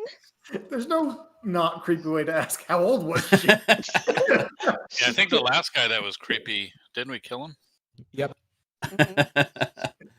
He's like, I just trying to understand the full picture, because from our perspective, you guys A picture of this attractive child? What's wrong with you, man? This Listen. is hell. you guys have come down here and you guys have made quite a mess out of things. And I just wanted to understand a fuller picture so I could at least understand your motivation. You didn't even introduce yourself. That's kind of rude. Oh, I do apologize. My name is Bigby, and he gives you like a slight bow. Hello, Big B. I apprentice here to Mordenkainen, and he and we conduct a lot of research here in the Nine Hells. It's got quite a strong effect on arcane magic, as I'm sure you may have noticed. And he kind of motions at your steed. And actually, in here, your steed is not a nightmare. It's actually just whatever you would have summoned it at. Warhorse. Okay, so it's just a regular warhorse. Looking good, Saul. And this Looking is like just you did. this is just one earlier. aspect of how this plane like warps our magic, and we do a lot of studying here. It's a very interesting place, free from distractions and people who would object to some of our experiments. Do you have a tuning fork attuned to Avernus and Faerun? Well, what kind of wizard worth his salt wouldn't have one of those, or the ability to attune one on demand? Yeah, we would. I want to So think are about- We're not Are you- very arcanely inclined. Are you Yeah, worth this your is- salt?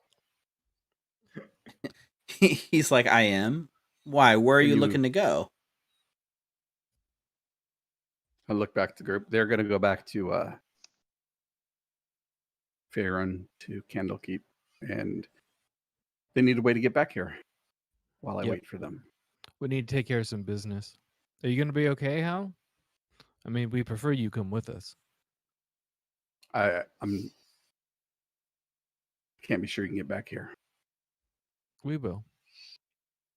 So then I'll be fine. He's like looking back and forth as like watching this kind of conversation unfold, and he like nods and he's like, well, of course I could easily procure one for you, but why? We've got. Why some would you business come to back? tie up. But that's precisely kind of the problem. The master is not going to want to hear that you plan to wrought more destruction. Well, the master can tell us himself. No Yeah. offense, but you're not the person who invited us here. We're leaving here as soon as we have what we need. He kind of like is a little bit like upset at this whole like exchange and says, "Fair enough. He will be with you shortly." And just like kind of blinks out with like a teleport like away. And Yeah, so shortly this- after that, in the corner of the room, this sort of like sphere like manifests and begins watching you guys. And like Marius, with your true sight, you 100% notice it. I just kind of lean over with my head down towards the table, and I like put a piece of the chocolate shield in front of my face, and I say, "There's a scrying sphere in the corner watching us. Just so everyone's aware, watch what you say. And also, Big Me wasn't really here. That was a projection on top of an illusion. There was just like a piece of ice that was moving around the room through some magical means. So no one's ever really been in this room with us. I don't think they trust us at all. I mean, didn't they electrocute most of you guys a minute ago? Yeah, that was because we were stupid, but we're not really an intelligence-based party. I lost money on that. Come on, guys. Oh yeah, I'm sure you did. Well, someone better lost not money on it. You better not have lost the soul coin. Zeke puts his hands in his pockets. This is why I said he shouldn't get any. I'm just kidding, Zeke. Mhm. Saul was gonna come back for you. Mhm. You just lost a chance to be a part of the first group over when you were talking shit. I wasn't talking shit. I was talking. Sass. You're lucky you stayed behind. You didn't get electrocuted. Yeah, that is a good point, right? Your sass saved you some harm. Maybe And karma thanks- is real. Maybe I should be a cleric. The sort of like scrying sphere stays in the corner, and you kind of watch as it kind of shifts slightly around, but you're immediately like there's like another like loud popping sound as right where Bigby was. This time manifesting in his place is the same person you saw on the balcony, and this one has like a completely shaved head, bald on top, long black goatee that like comes down like a foot below his chin, and it's inlaid with like gold sort of like filigree and like ornaments that decorate his beard, like while his like long flowing red robes like blow in the wind kind of behind him. And now this is unmistakably the person who invited you, Mordenkainen himself. Hello, I'm Zeke. Marius. Morthos. Ava, but I think you already know who we are. Yes. You already know. I've been watching your childish antics, let's call them, since you've arrived.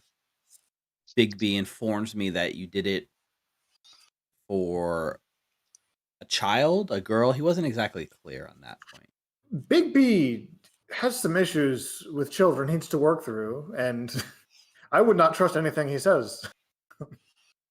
I mean, age is but a fake construct put on us by the establishment, is it not? No. It is possible through the art of magic to age someone, de-age someone. What is outward appearance? Like you are old for your kind, our kind, and emotions that you Zeke, but you are nothing compared to this one in emotions that Hal. Should it not be our experiences that define us and not our age? So I wait till he's done with his little spiel, and He's- then I say, so let me just go from the beginning then, since you're so curious. and I just lay out everything from the beginning. From Yeah, like about like a from- minute into your explanation, he like holds his hand up, kind of like yeah. I don't really care, honestly. cool. I So just need to stop this childish destruction from going any further. Do you understand what you've done here? The balance has been shattered. Well, good. Well, You say Can you say you- good, and it almost looks like it physically like hits this guy in the face as he's like almost like reels back from that. Go ahead, Hal. we're looking to get out of here anyways. They want to get back to Faerun and then back to here and meet up with me, and then we'll head down to Dis, or we'll get out of this place. So wait, Nice. you want Nice. to go further in? yes, I'm going further in. we're going with him. Maybe no one has taken the time to explain this to you, but the blood war exists in a very delicate balance. Both sides equally strong. Okay? As long as they remain in this balance, the rest of existence is safe. Mm-hmm. As long as the devils are stuck fighting the demons and the demons are stuck fighting the devils, your home plane of Faerun is pretty much safe.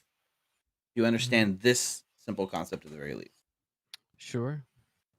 So when you come down here into Avernus and you take one of the strong pieces off the chessboard, what do you think happens to that balance?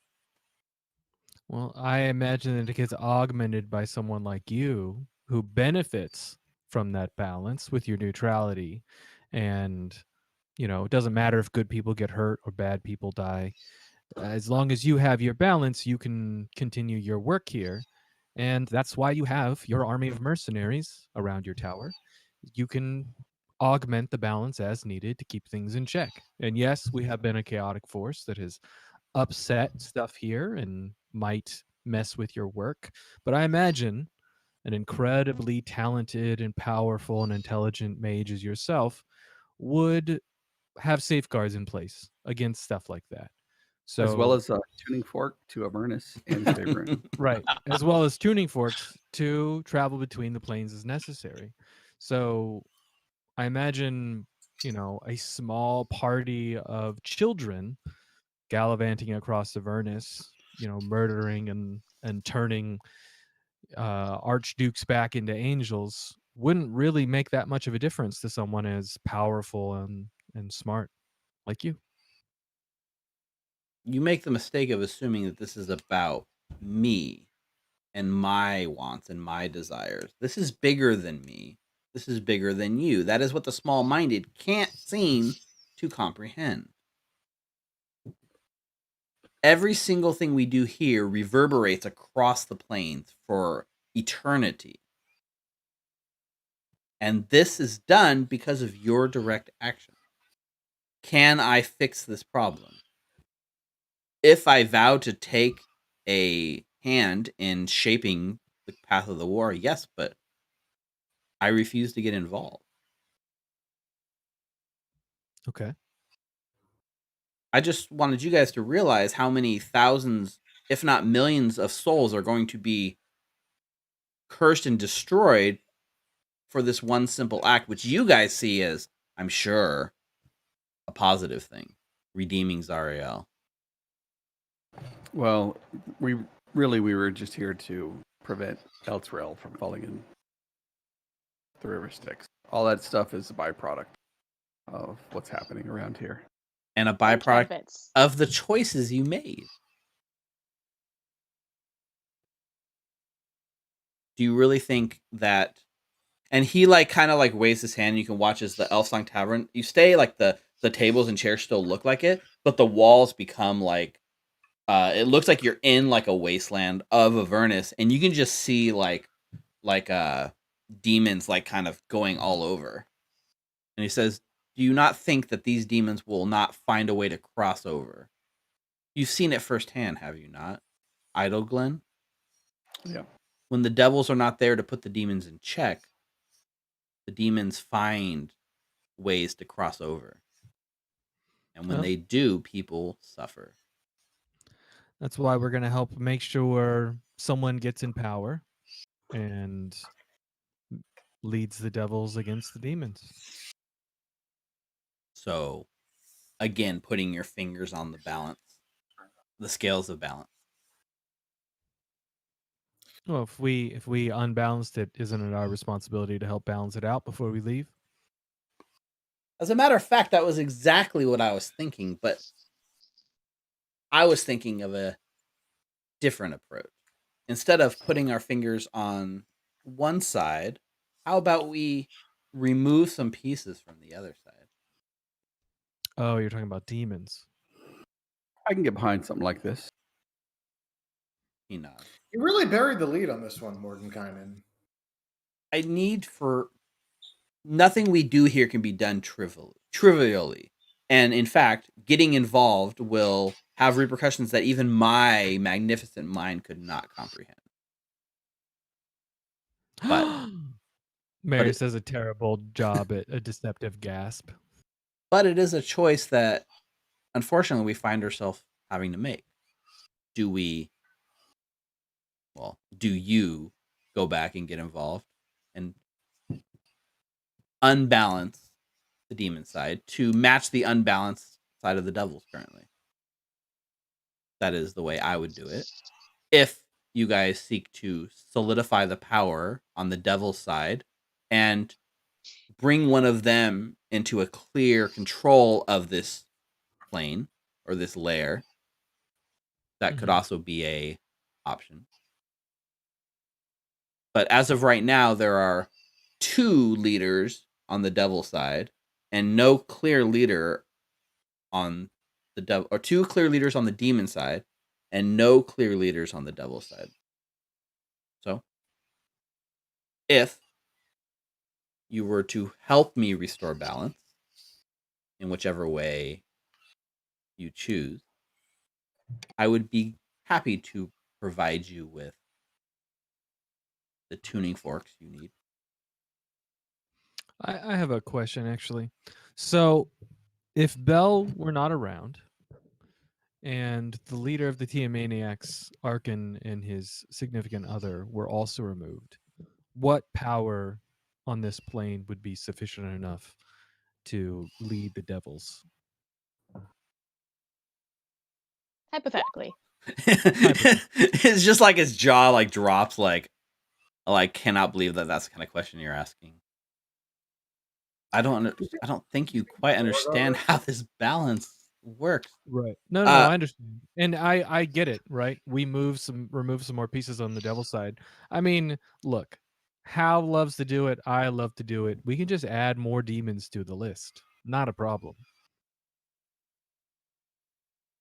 No, it sounds to me like you're interested in ending the blood war, but the blood war must not end. No. I wasn't going to end the blood war. Just, there's certain people that need to die, and we hypothetically might satisfy that. Okay, here. Less of a worst case scenario, I suppose. Bell is removed. Mm-hmm. Do you believe that Arkin and the Maniacs are powerful enough to handle that position here on the devil side?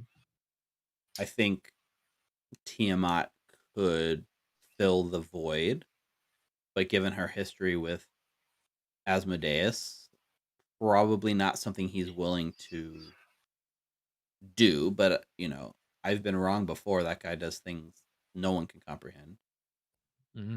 Do I think a mortal like Arkin can lead the infernal armies in the blood war?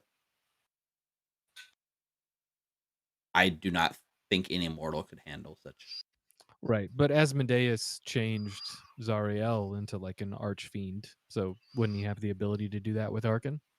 Theoretically, but she was not a mortal to start with. Good point. But the problem is, like, there are many layers of hells, and there are many people within hell that are powerful enough to step up and do something about it. But they don't. Not until the demons come knocking on their door, at least. Right. Will Asmodeus have somebody somewhere to rise up and lead? Of course. But in the meantime, many, many people will die. That is why the war must be maintained. That is why the balance must be maintained. Not to win the war, but to protect people.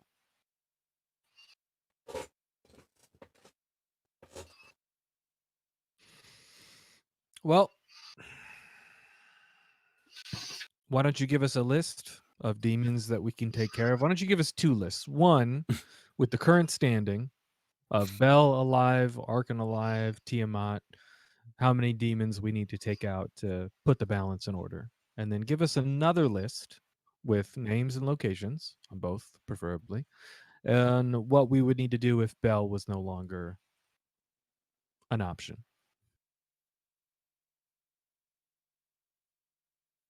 So your sense of balance is just kill everyone on both sides. You're the one who suggested this. It is an interesting proposal.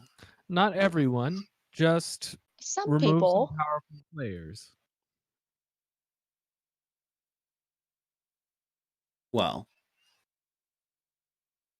obviously the 2 contenders in the absence of Zariel and, from what I'm told, Lucille, means the next 2. I mean, I would have 100% expected Bel to ascend and take the title back. This Arkan the Cruel is a wild card in the whole situation, and I can't exactly put my faith in somebody that would just act so cavalier. He is not one I can see maintaining the balance. Yeah, I can tell you're not a fan of WWE. It's a bit of a deal sometimes, yeah.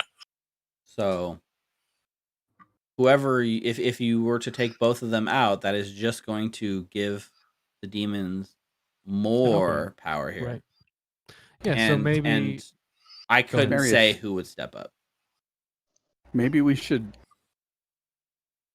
take out somebody else on the demon side first. Yeah, if we take first somebody on the and demon restore side, the balance. would that just restore the balance and be done with this? Well, Bel is dying. He puts his fingers in his ears and goes, la, la, la, I'm not listening. I turn around and look at the group. I say, Bel is dying. So it doesn't matter if we do it now or we do it later. It's going to happen. So if you want, we can remove someone on the demon side, maybe relieve the pressure on the war up here. And then take out Bel. And then if we need to take out one more on the demon side, we do that. But hopefully we can do it on the way for helping you, Hal, because we need to do that as well. So, I mean, you've told us your family's in jeopardy, and there's nothing more important than family. All right? You know, Dominic Toretto, that's what I learned from him. So it's all about family. And For taking out the demons, wouldn't we need to go to their plane? well, if you're talking about like killing a demon permanently, then yes. Yeah, but maybe just killing a demon here in Avernus, if they're leading like an army here in Avernus, maybe just that time that it would take for them to reform on their plane and then get back here is enough time for the power structure to solidify here. Gotcha. You know what I mean? By But enough time. I mean, that's a good point. I turn back around and say, you can take I mime taking his fingers out of his ears. I mean, let's be real here, Mordenkainen. You're not really here. You don't really have your fingers in your ears. So, he's like, I am too here. He like looks down at himself. You're in the tower, but you're just projecting your image here. So, let's not pretend. Do Marius, you mean for us to go? You know so little, but you speak as if you know so much. Well, you look like a piece of ice. So is that normally what you look like? Those eyes do magnificent things, don't they? Mm-hmm. But that does not So- make me a projection. Right. I'm just glad you don't have fog in here. Let's. So, do you Shut mean up, for Foghorn, us? Go! No. No one can see anything Go bomb! except for Hal. Okay. Do you mean for us to kill demons here to lighten the war on this plane, or do you mean for us to go to the plane where the demons come from and kill them there permanently? I would be happy with the former, but Okay. if you're talking about true balance, then that's the latter. But Right. if you, for me to be willing to give you the means to leave this place and God's forbid come back, then I suppose just banishing him from Avernus should be sufficient. Okay. We can do that. Give us your lists. There's 2 demon lords currently, I say collaborating, but demons don't entirely collaborate. However, the 2 that are currently joining Yinogu? forces are Yinogu Yep. and Baphomet. Okay. Do you have like a baseball card with all of their details and HP values and immunities and resistances? Maybe like and all that? a book of enemies of some kind. Yeah, maybe a Perhaps- manual of some sort. Maybe a tome of foes. He's like, oh, he's like mental note. Let's write Morning Canaan Tome of Foes. That was a good name, guys. Thanks. Ava, you could have made money off of that. Come on. Can So- we talk about royalties or something? Like, I feel I feel like Mordecai probably is not going to sign a contract while on Avernus. I'll give you a mentions in the thank you section of the book. Oh my Not god. exposure! I need to open the tome of foams that I have and see if Ava's name is in there. What if it was The God. deepest. the long con? Brianna's amazing. She picked a name that's in the tome of foes. Yep. I mean, he does say that. like he's not gotten as powerful as he is by like doing foolish things like going up against demon lords, so he doesn't necessarily have the most data on them. Well, we've technically done it before, so it shouldn't be an issue. He's probably Yeah. stronger than he was in the past. Plus, I mean, we do. I don't want to say this out loud, but above the table, we could summon Zariel to steal the kill again. She's like, I was gone for 1 day, guys. Come on. Is this a demon? Why are you guys fighting demons? Was that good only for one, or is that like a 3-pack? It's a one-time use. No, I'm pretty sure it was like a 48 pack. Yep. We have 48 feathers. I think it's one of those things that at dawn we just roll for a recharge. I think we're fine. Yeah, we roll a d6 and we get that many charges per day. So he unfortunately doesn't have like a location because he, doesn't have like a current map of like every single being in the plane, but he is able to cobble together essentially sort of a demon radar type thing that like will basically lead you in the direction of like demonic influence and kind of, you can follow the leads or, interrogate some demons and see where you can find them. But like they're here on the plane somewhere. Steve, I have a question for you real quick. Okay. Would you say I'm familiar with the Demon Prince? We did fight him. I think you would be, yeah. I could just Sending- send him a message calling him out, like calling him to the parking lot. Hey, dickhead. We remember you even if you don't remember us. Come fight. Find us behind the Denny's next Hey, to the dumpster. Rush me outside. I'll see you behind the 7-Eleven, fool. I mean, that is totally a viable option. I would imagine he would show up with A a lot legion of. people. Yeah, maybe we can find our way in there without having to go through Yep. all That's his fair. friends. Yeah, there's an interesting order of operations we need to do here. Are we relieving the pressure on the war by taking out a demon lord first? Or are we meeting with one of the two heads and conspiring against the other? Like, what are we doing first? Because I feel like going back to the material played with the tuning forks that you're going to give us, because you're so generous, Mordenkainen, You know, would allow too much time, and it would probably get more chaotic here.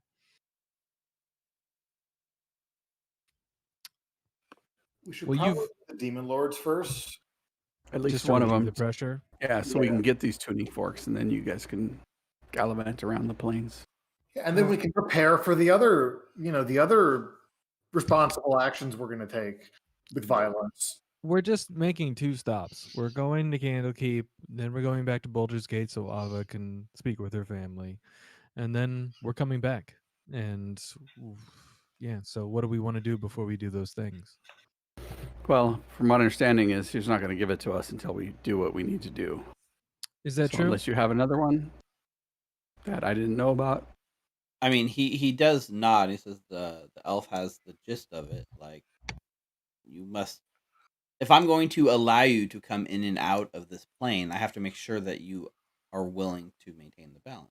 Otherwise, I will have to, I don't know, remove you from the equation. Cool. I Could look you back at the give it group. to us like as a hall pass, and then we could just bring it back? No, Zeke. Okay. I look at the group. Let's go after Yunogu. We have an idea of his capabilities. He might have become more powerful in the meantime, but we have some experience there. As long as we don't have to fight, I look at Morthos, a dinosaur at the same time, we should be okay. Oh, But I We feel know like that's something we can handle. his weakness is being unable to see. Yeah, but here's the interesting point, right? Do we have that knowledge and he doesn't? Because I'm that assuming was we remember what happened in Idle Glen because it's been referenced. yes, but I believe that was a construct. Like that was real but not real. We were in it's Lulu's memories, so I Sure. feel like we have experience against him, and we are an unknown quantity to him. So we will have an advantage there. That's even. I know we're not doing it, but that would make it even better if we just get a message like, "Hey, dickhead." We killed you once, we're gonna kill you again. And he's like, who are Fucking these? round Who are table. you guys? Who? No, he does not know who he speaks to. I don't know why he's Donkey Kong now. Wow. Nice. Well, I mean, Mordenkainen will also say, I do want to apologize. I sometimes speak in ways that come across as a little more mean than I intend them to be. When I say remove you from the equation, what I mean is send you back to the material plane so you will no longer meddle in these affairs. That's Not- marginally better than the implied death, but Yeah. still. As You'd it went rather through my not. head, I realized you might have misread the situation. I'm not going to kill you. We misread the good God. situation. We apologize for misreading the statement that you put out to us. I will just open a gate. You guys can go home. I will drop you off wherever it is you want to go, and you just promise Candlekeep. not to come back into my Avernus. You're Avernus. You're Avernus. Well, How about you say it at the same time? it's apparently fallen on me to keep things even. That's an interesting question. How would you like to be the Lord of Avernus? Oh God, no. We have a direct line to the man in charge. Yeah, And Zeke Ava can looks at just Zeke. bring. Yeah, I can just bring Asmodeus here if you want. I hold up my staff, I tap it twice on the ground, and look expectantly. One more time, right? Do you want to talk to him? Stuff's like Beetlejuice. do it twice, not the third time. Mordenkainen? Hello? You want to talk to Asmodeus? Okay. Nah, I mean, he definitely is like, I prefer to keep as much distance from the lords as I can. He's Okay. gracious enough to allow me to do my research here. I wouldn't want to put that in jeopardy. All right. So how do we just send you a message through our wonderful Zeke here when we've killed Yunogu, or will you know? Will your rock construct show up with the tuning fork? How does this work? You can always return to my tower, and Right. Is there a knocker that we can knock on the other side of the water? if you just approach the shoreline and announce yourself, I will have Big B open the portal for you. Okay. You might want to put a sign out for that because it's not really obvious. He Well, has did a you range. ask? Did you ask someone? Ask who? He says all the Yugolas I have out there, the ones that are like waiting outside my building for jobs that I throw them occasionally. Oh, so your tower is a Home Depot. I didn't notice. He says if you're willing to, wait for a bit, I can send out my Yugolas to find some leads on where the demon lords may be. It may take some time, but are you in a rush? Ava looks at Hal. I mean, if it can get us back, if you can get you guys back to Kennel Keep and then back here more quickly than us running around this place trying to find him on our own, I mean, we'll go do this. However long it takes, then we'll come back here and go. But of course, I'd like to go sooner rather than later. Do you have a preference for which of the two you'd like to hunt down? Yunogu. Yeah, Yunogu. We've fought him before. We can do it again. Makes sense. Once you understand all the variables, you can control the experiment a lot better. Very wise. Mhm. Very well. I will put out feelers. You are welcome to camp at the base of my tower for here, and I grant you my protection, and nobody here will mess with you. Thank you. Are we allowed to cast spells? Yes. Okay. Just Cool. don't hurt anyone unless they truly deserved it. No, that's a good rule. Just the whole like spell casting thing is kind of hitting us in the butt before, so I just wanted to make 100%. Yeah. Nope, he is definitely on board with spellcasting, and you're not signing any kind of contracts, and it's not like he's not a fiend, right? So, if that's what your guys' plan is, to wait until there's like a lead, then that's what we do. I'll give time for Zeke and Hal and Morthos to look over Zeke's contract. With whatever extra time we have. That's true. So let's do this. We're definitely gonna go into like long rest territory. So you guys are gonna get your long rest now that you finally got for like leveling up, and then let's go to break. We usually take our sessions take a break at the midway point. We're at the midway point, so let's take a break now, 15-minute break, and then we'll come back. Sorry, good. I was just gonna say before Mordenkainen leaves and we go to do the long rest, I'm gonna say, do you happen to have a +2 shield? He kind of like rolls his eyes and just like teleports away. Okay. Bye. Over at like Bell's volcano, like Balacross is like hanging in the cage, and then the guy's like, "Did you tell them that they could get a +2 shield if they came back?" and Balacross is like, damn "Oh, it. I should have told him that." We know he's been asking everywhere. Like, this is all we have to give him, and he'll be on our side. Yeah. You had one job, Bellicross. Yeah. It was in my notes that like if you went to talk to Bell, like the person that you talked to would have offered you a +2 shield. So bummer. I knew you were gonna be asking for it. So we'll take a break here. We'll come back at 8:15, which is in 14 minutes now, and we can take a long rest. You can go over the contract. You can use a little bit of this downtime, and then we're gonna go presumably hunt Inogu for real this time. Awesome. That's what you guys chose to do with your thing, so that's pretty awesome to me. This is great. So, all right, see you break guys in a time. few. Yep, take a break. We'll be back in a few minutes, and don't go anywhere. We are Oh, geez, I think that's... Yeah, we are going to break, so be back.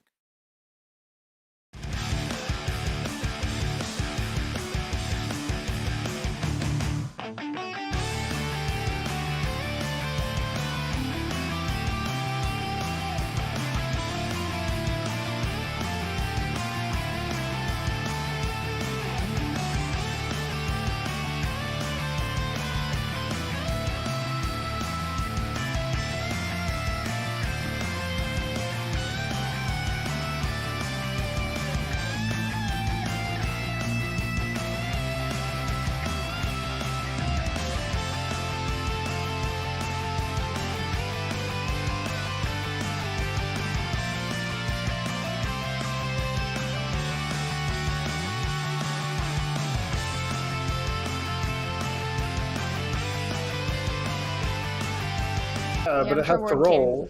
the most powerful And wizard. we're live, and I didn't give you guys any notice I was going live. Hello, Feed world. the monster. We're back. We were just talking about the specifics of, you know, what would happen if you actually dispel magic on, like, a simulacrum. Does it die? It says it melts. Okay, is it alive? I guess that's the question we need to answer here today. Well, that's a much deeper question. Is a clone type situation actually alive? It doesn't have a soul, that's for sure. I think a game that addressed this really well was Sonic Heroes. Oh my god. Please enlighten us. No, I don't want to hear Shadow the that. Hedgehog, you see, is the ultimate No. life form. Wait, I can mute him. Hold on. Oh, I'm just man. kidding. Well, we're back from break, guys. Hope you enjoyed stretching, putting some food in your bellies. Yeah, so before the break, you guys, with all the different like things that laid in front of you, you chose to meet Morden and Kanan, and you chose to just do a little thing like kill Yinogu. Yeah. Are you guys really comfortable with that decision, or do you want to kind of back? I did want to point out for one thing I mentioned in the chat last week, but we didn't talk about it tonight, which is when Zariel left and took her sword, she left her hammer behind with Marius. Yep, it's hanging on his belt. Yeah, That's why I said there was a warhammer in his belt. right. So I don't know if everyone like had seen that message or not, but like she left her magic hammer behind, and Marius is in possession of it. Whether or not he uses it, we'll see. I think I'm the only person who can use it, actually. You can use In the simple group. weapons. Morthos can attune to it and make it his weapon, right? Right. Would he want to? No, he can't. It's metal. That's metal. the thing, right? He If he chooses. attunes to it, does it I choose become not. wood or stone? Well, that's interesting. Also, is it's probably metal. It's forged by Frost Giants, right? Yeah. Probably not a stone. Definitely looks like in all the Zariel artwork, it looks pretty metalish. It looks metal. Yeah. I mean, the image metal is horn. pretty incredible. It looks Yeah. like it. So, yeah. So, welcome back from break. So, we go to a long rest. You guys are able to take a long rest camping outside of this tower, waiting for some sort of like lead from these Yugoloths who are out scouring for any lead on Yinogu's location. What are you guys doing in this sort of, I guess the best thing we can call it, which you guys haven't had almost ever, is like a slight bit of downtime? I'm reading through the legalese on my contract with Asmodeus. Yeah, Okay. there you go. That I'm is- reading along with Zeke.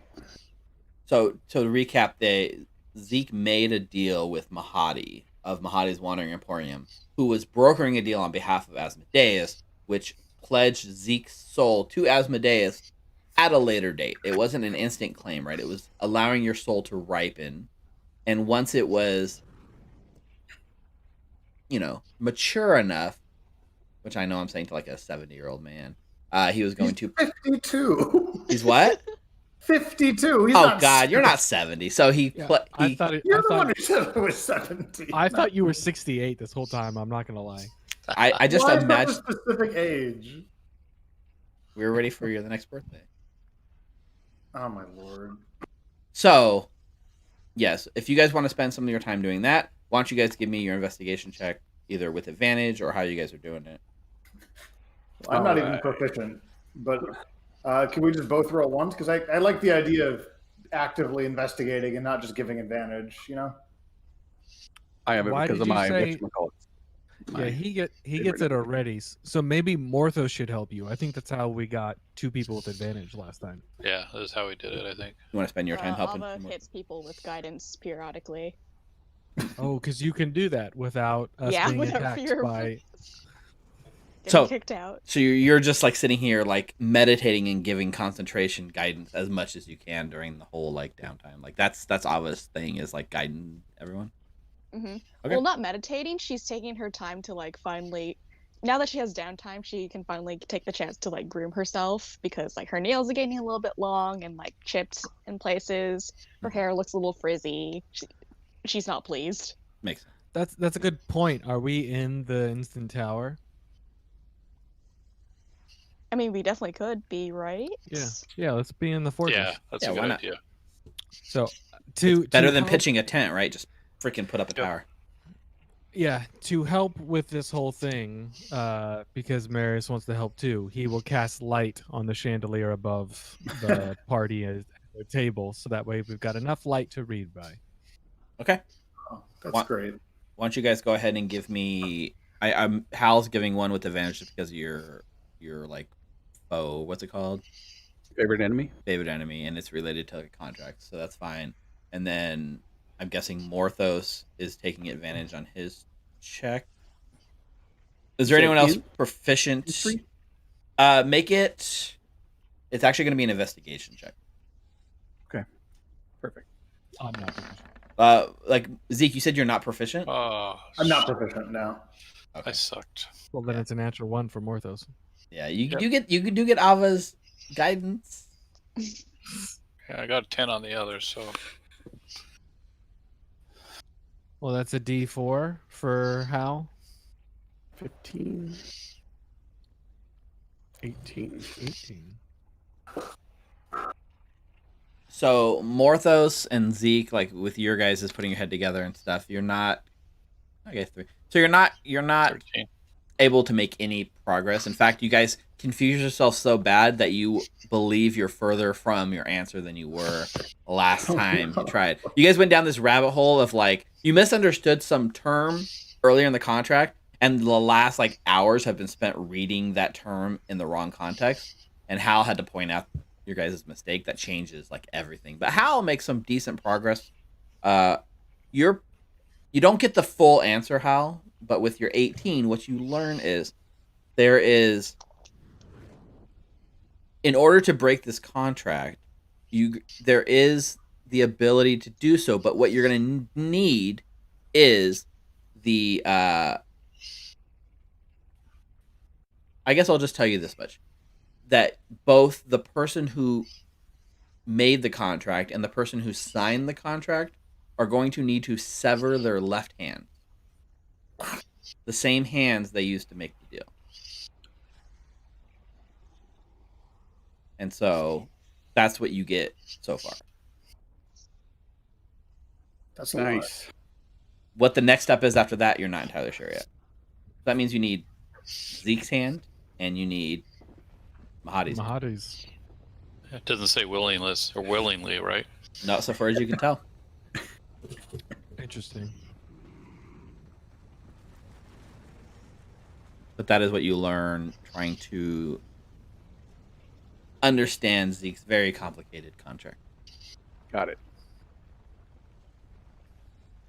And I guess the only person that wasn't involved in all of this, well, I guess Marius cast a light, but is there anything Marius wants to do during this time? He's gonna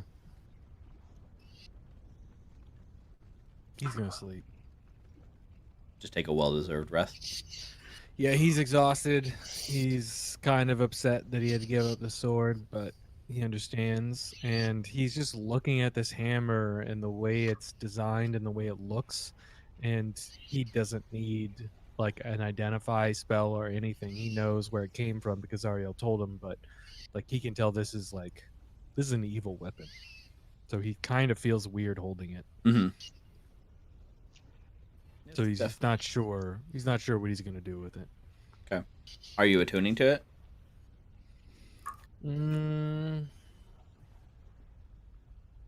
Not right now. Okay. Yeah, it No, I seems don't think it seems so. to want to kind of try to attune to you, right? But you don't have to if you don't want to.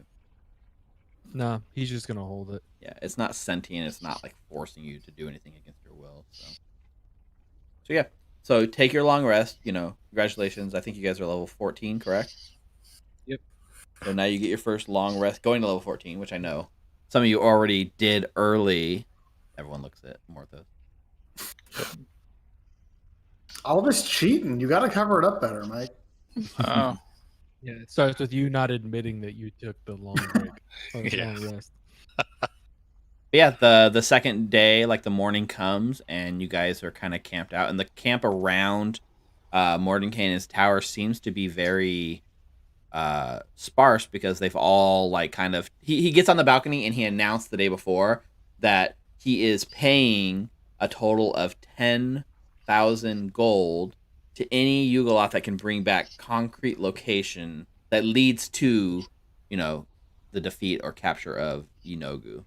And so they all are like basically swarming for that contract. But he says, it's open ended. Whoever gets the information and comes back, he's not going to get. It's not like I'm making a contract, go do it. It's bring me proof and then I'll pay you. And they all sign like 1,000 gold bonus, as like a retainer, and then they all go off looking for it, leaving mostly just you guys and a few Yugoloths that have taken a keen interest in your tower, but have not so far come over to try to talk to you or anything like that. But that gives you guys like a whole nother day of downtime because no one's come back yet. Do we want to go handle the Sibriacs? Or do we want to just wait? If they come tomorrow or in the next few hours, we won't be here.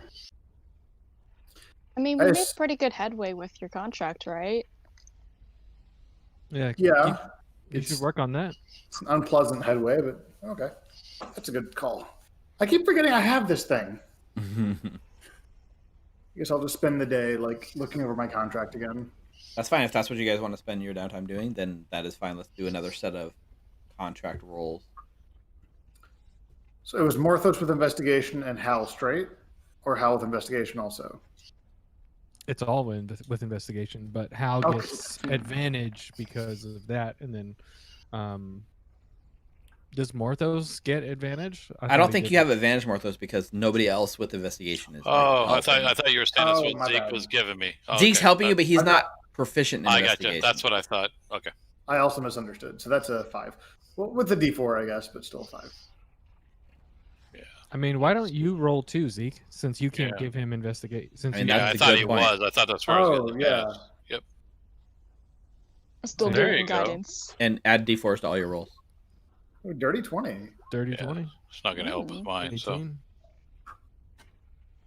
Okay, so collectively, I think you guys with like Zeke's dirty 20 and Hal's like 19 and making progress and chipping away at this over time.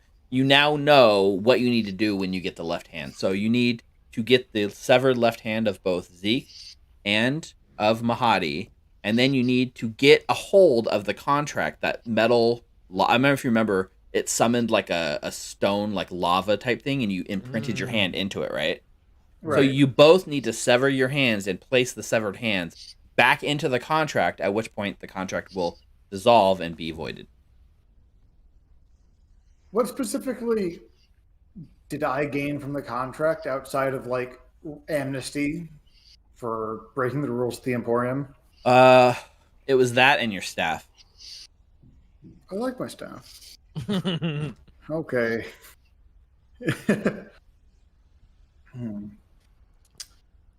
So that'll be. We'll probably have to, because he's summoned that, right? Mahadi summoned that obsidian kind of obelisk thing.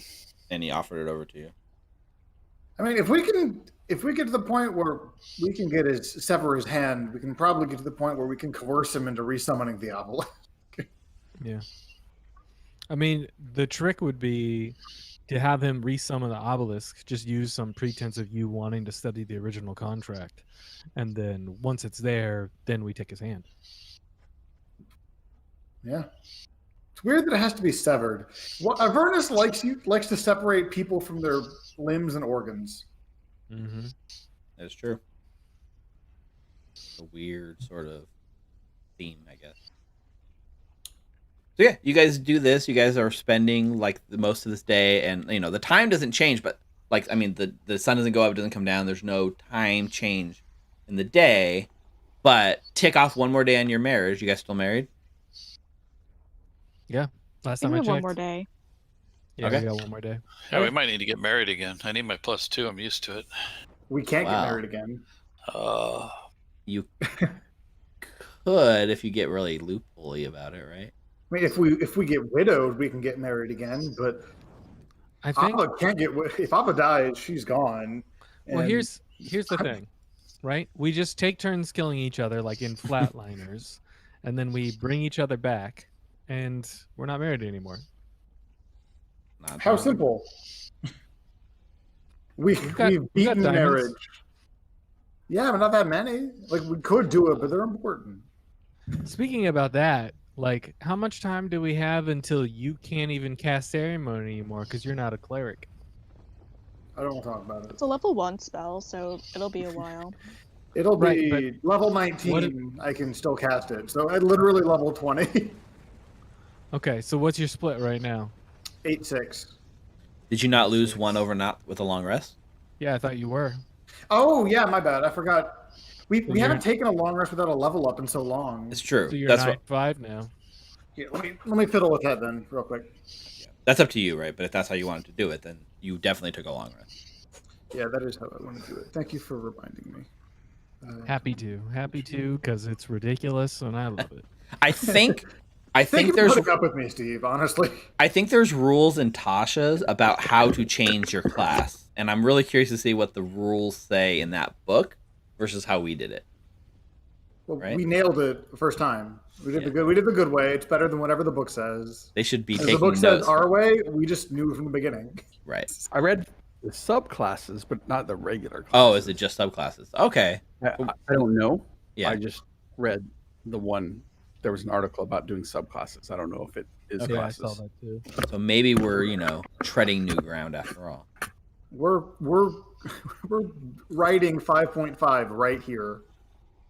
So shortly, like towards the end of this day, and I say it in quotes, there is like a group of Yugolas that return, and they are very like excited to like share with you and Mordenkainen and that they have a lead on a group of demons who have recently like captured a devil camp and are camped there, and all their sources are saying that it is definitely like being used as like Yinogu's base camp of operations, and it's not far from Harmon's Hill. Do it. You mean the Electric Six's Hill? Yeah, that's the wrong name, Steve. They don't know it by that name. They should. Wait, was Do it a you joke? correct Or them? didn't we have the alleged 6 on the side of our war machine? I don't remember if we were joking about that or not. I never know with you guys. Well, we literally have our names on Haruman's Hill, so I feel like that's ours now. But they are willing to, if you guys are ready to pack up and go like right now, they're willing to lead you back there. What do you all think? Yeah, let's go. I'm ready, yeah. Let's go. Let's do it. Okay. We've Now- got 1.5 more days until we lose the power of love, so let's make the most of it. It's true. And here I am on this map, and I added Smiler's token, and now I have to sadly delete it. Can we pick him up on the way? I mean, theoretically you could have, but nobody tried. You know what I mean? Like nobody went to go seek him out. That would be a whole Well, thing. do in we this even by know itself. where he is? No, no clue. Hey, Zeke, Yeah. before you went to bed last night, could you have sent us a message to Smiler to tell him to come to the Tower of Hey, Steve, before I went to bed last night, could I have sent a message to Smiler telling him to come to the Tower of Erm? I'm fine with that. No. Hell yeah. What is your it's sending, right? It's sending, yeah. So what does your sending entail? Hey, Smiler, it's Zeke. I know he knows that. You down to fight, and he knows I misspelled this somehow. Yinagu? Come to Tower of We roll out tomorrow. Okay. Make a Oh no. persuasion check for me. I love it anytime Steve asks you to make a check of any kind. Oh, I no. hear you say Oh, no. on mic, oh no. Every time. Alva Wait, will hit you with guidance. Thank you. And this is all what he's about. Do I get advantage on this? She I'm asked us to do I'm not this first. I'm not giving you advantage, but I am setting the DC accordingly. That makes sense. Okay. So that's plus 14.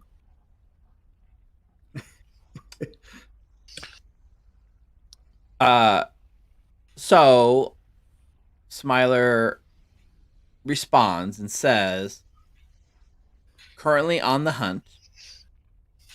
We'll be happy to join you, but need to deal with some unfinished business first. Can you wait? I guess I have to. slots do you have? Well, last night I had 1/3 level, but I had more like higher level spell slots. Yeah, So we're I going guess to bed. I'll send back another mess. I'll just be texting him on my phone back and like in bed already with the covers like kind of pulled up a little bit. Can you wait? Kind of married for like a day left. Would be really cool of you if you would swing by now. It's literally the Demon Prince. Be there or be square. No. Tell him that we will message him when we leave. So he might be done by then. He might already be done with his business, and then we can tell him where to meet us. Be there or be square. That's 5 very important words. We'll message you location, if not here. That's 12. I guess it's like egging him on and implying that he's not really cool can be another 13. So yeah. Okay.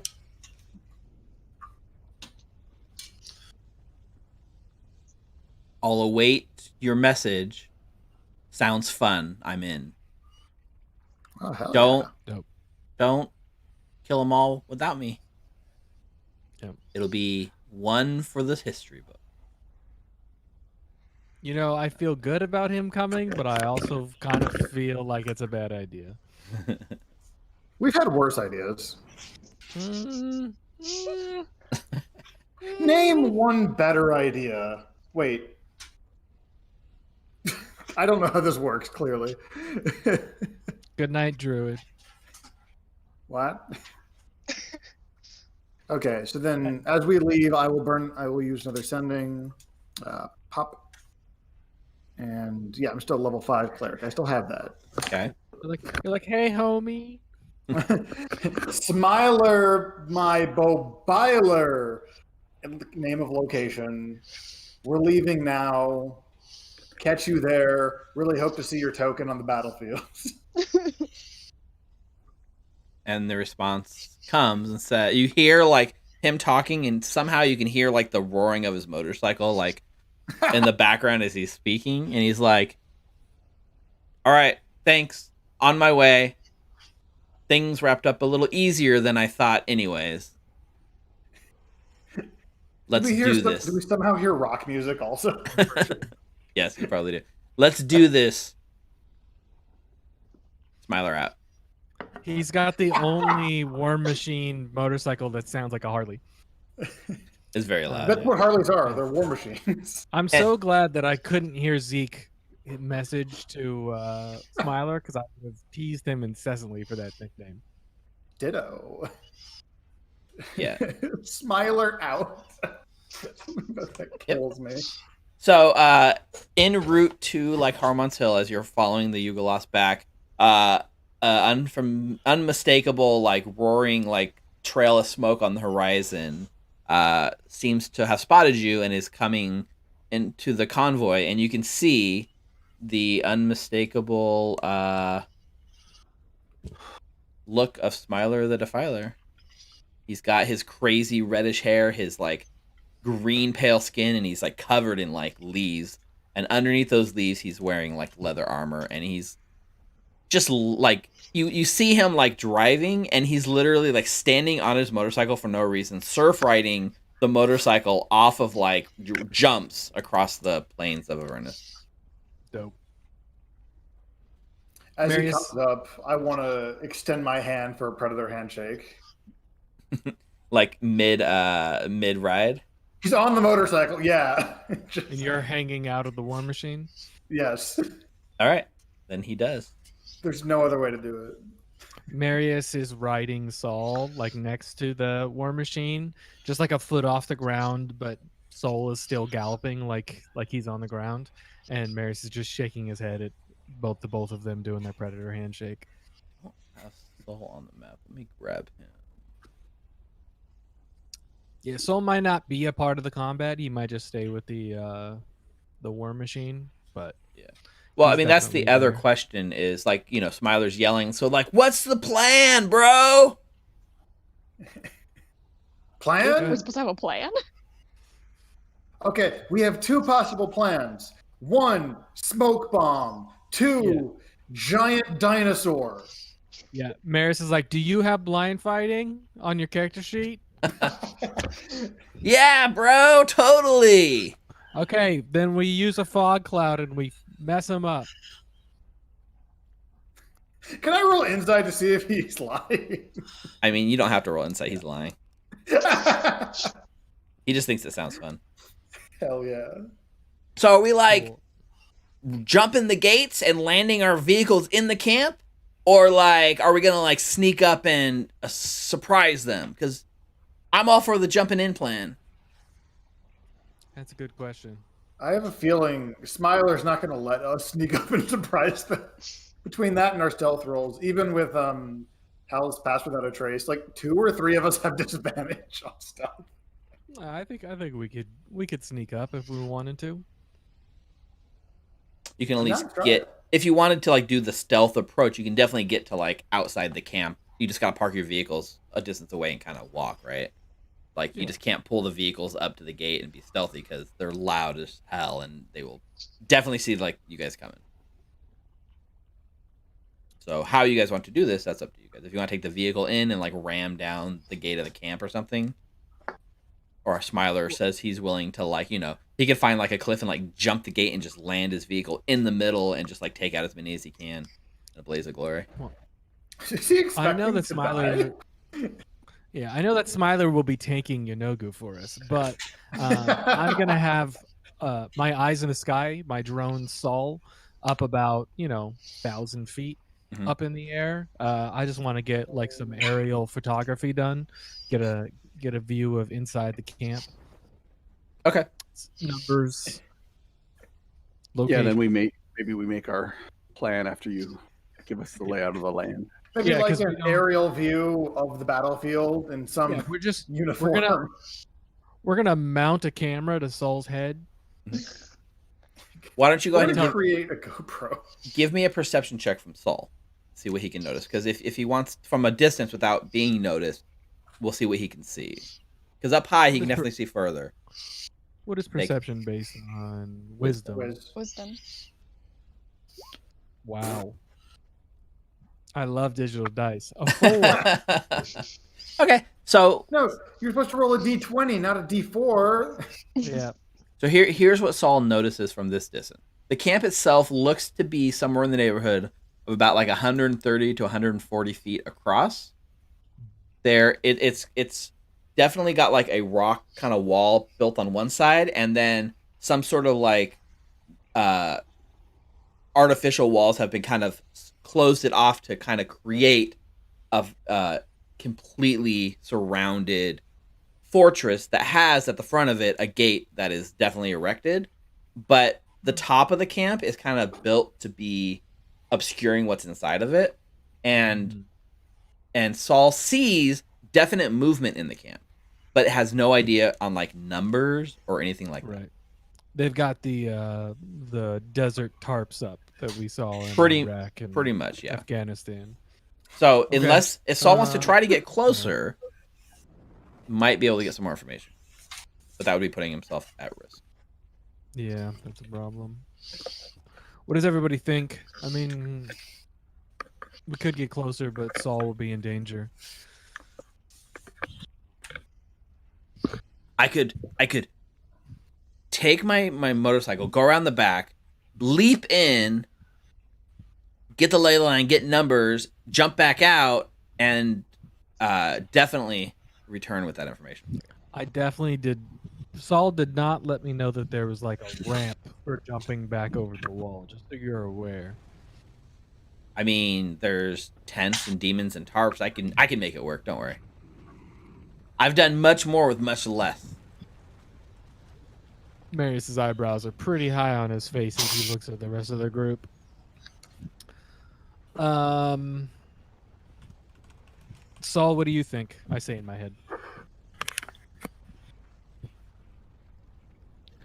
Saul's kind of like, maybe we should just like totally send that guy in and let him like Take some thin out. the numbers out, and because he seems to want to die in a blaze of glory, and I don't entirely want to follow. That's like totally not what I signed up for. I hear you. So how about this? I switch to my voice. So how about Smiler? We do like a two-prong approach where you go in over the wall on one side and we jump over the wall on the other side, and we attack them from two sides and kind of split their forces. And you jump in with your war machine and just trample them.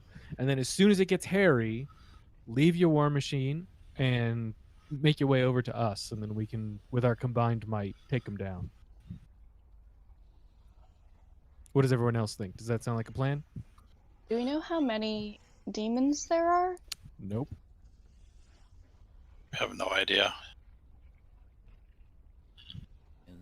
From what you guys know from this distance and relying on Saul's like eyesight and stuff, like no, you guys have no idea. I think that probably is going to be the best approach. It's just like at the same time, breaching from both sides. I mean, the weird thing is we kind of have an idea of the entourage that Yunogu would bring because we fought all of those enemies in the dream. Like, it's going to be probably about that many. Which was like 20? Yeah, depending on We how thought much about- it was him specifically bringing. I think it was about 20. Yeah. Yeah. What does everybody think? I'm down for two-pronged. Yeah. Do it. I look at Smiler and I say, run over as many as you can. As soon as it gets hairy, make your way to us because we'll be stronger together. But you'll probably be able to take out some with your war machine. He nods. He's like, all right, is there some sort of signal, or am I just jumping in and doing my thing? Well, we're gonna. What do you all think? Can we sneak up to one side of the wall, wait for him to make all the noise he's gonna make jumping over the wall, and then that's when we go over? Or how do you want to do this? I mean, I could cast light on a rock and throw it in the air. That's When we're really in cool. Position. Yeah. Okay. So I look at Smiler. So wait until you see the light rock fly up in the air from the side of the wall that we'll be on and jump on over. And we'll go over as soon as we hear you. All right. And so he's going to circle around the backside then, right? And you guys are going to come in the front. Is that the plan? Mm-hmm. And so just so I know, his job is to jump the wall, land in the middle of the camp, cause a bunch of chaos and like rile them up and kill as many as he can, and then jump back out and lead them to you guys. No, Oh, we're jumping gonna over the wall. So You're going to assault at the same time. yeah. Yeah, so he can, as soon as he looks like it's too hairy for him on his own, he can either drive over to us or or abandon his vehicle and make his way over to us, so we can all fight as a combined force. Okay. That works. What could go wrong? Nothing. Okay. So yeah, so he says, all right, I kind of missed everything after Light Rock, but don't worry, I got the gist, and he drives off. Wow. I mean, it's at least it's an extra person for them to focus on, right? Exactly. Mm-hmm. So I'm gonna move you guys here to this map for now. You should all have vision. I have global illumination because it's dim light here in Avernus, so there's no need for light sources. But this wall is sort of built here. You guys can kind of see this. This is a gate here in the front of this camp, and standing guard, without being very subtle about it, there's two rocks perched here on sentry duty. Hal, do you want to just take them out and then we'll fly over with Saul? I'll bring you over and then oh, I don't know. Or do we just want to get over there as quickly as possible and then we fight them as we go? I mean, I can start. Last time I saw these things, it picked you up and dropped you. I don't think that's going to be an issue now, but nope. I probably can't kill it straight away. That's a good point. I look at Zeke. That fog cloud thing, can you do that on a point or is it on you? It's on a point. Okay. So why don't you just cast fog cloud in a 40-foot range, 60-foot, on the center of the wall there, and then we just go in because they won't be able to see us. Yeah, let me real quick. This is as far as I can cast it, and then before the radius. So I can easily cast it here, and then give it 40-foot radius. Yeah, because that'll at least cover our entrance. And then I look at how you can stay in there and just do some damage. All right. We're back to the fog cloud. The fog cloud thing. Yeah, I'm gonna burn. It worked last time. Let me see what second level. And then I look at Morthos. So, your dinosaur. Oh, yes, sir. What about him? Do you think maybe you could do that again and then just stick by us as much as possible so we can defend you? Yep. Stay in the fog cloud. Yeah. If they can't see you, then it's going to be hard for them to hit you at all. It worked for me last time. You couldn't hit anything in that fog cloud.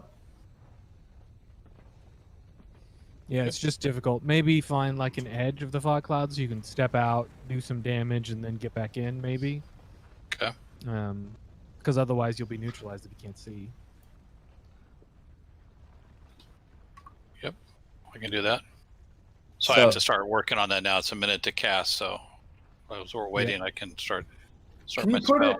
it? Can you make the dinosaur get summoned inside the camp? Oh my god.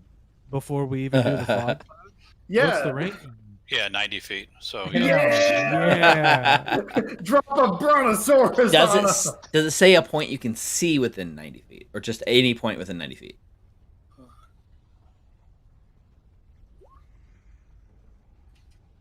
You have to see within range. In a space you can see within range. Put them on the top of the wall. Yep. I haven't. Okay, so I couldn't. I can get on top of Saul and go up and Yeah, see, right? exactly. Yep. Yeah. So it would remove fog It's cloud, just but doing this. It's gonna require a stealth check not to be noticed. You know what I mean? Right. There's something else I can do. Maybe fog cloud first, and then fly up with Saul and drop it in there. That's a great point. Yeah, because they won't be able to see because of fog cloud. And then you just create the brontosaurus on the top of the fog cloud. But what were you saying, Zeke? I know fog cloud is super important, but I have polymorph. Okay, how does that help us? I also have willing creatures in my bag of tricks here. Mm-hmm. Do you think dropping a Tyrannosaurus Rex on them would be useful? Just tossing a ball up and then turning it into a T-Rex?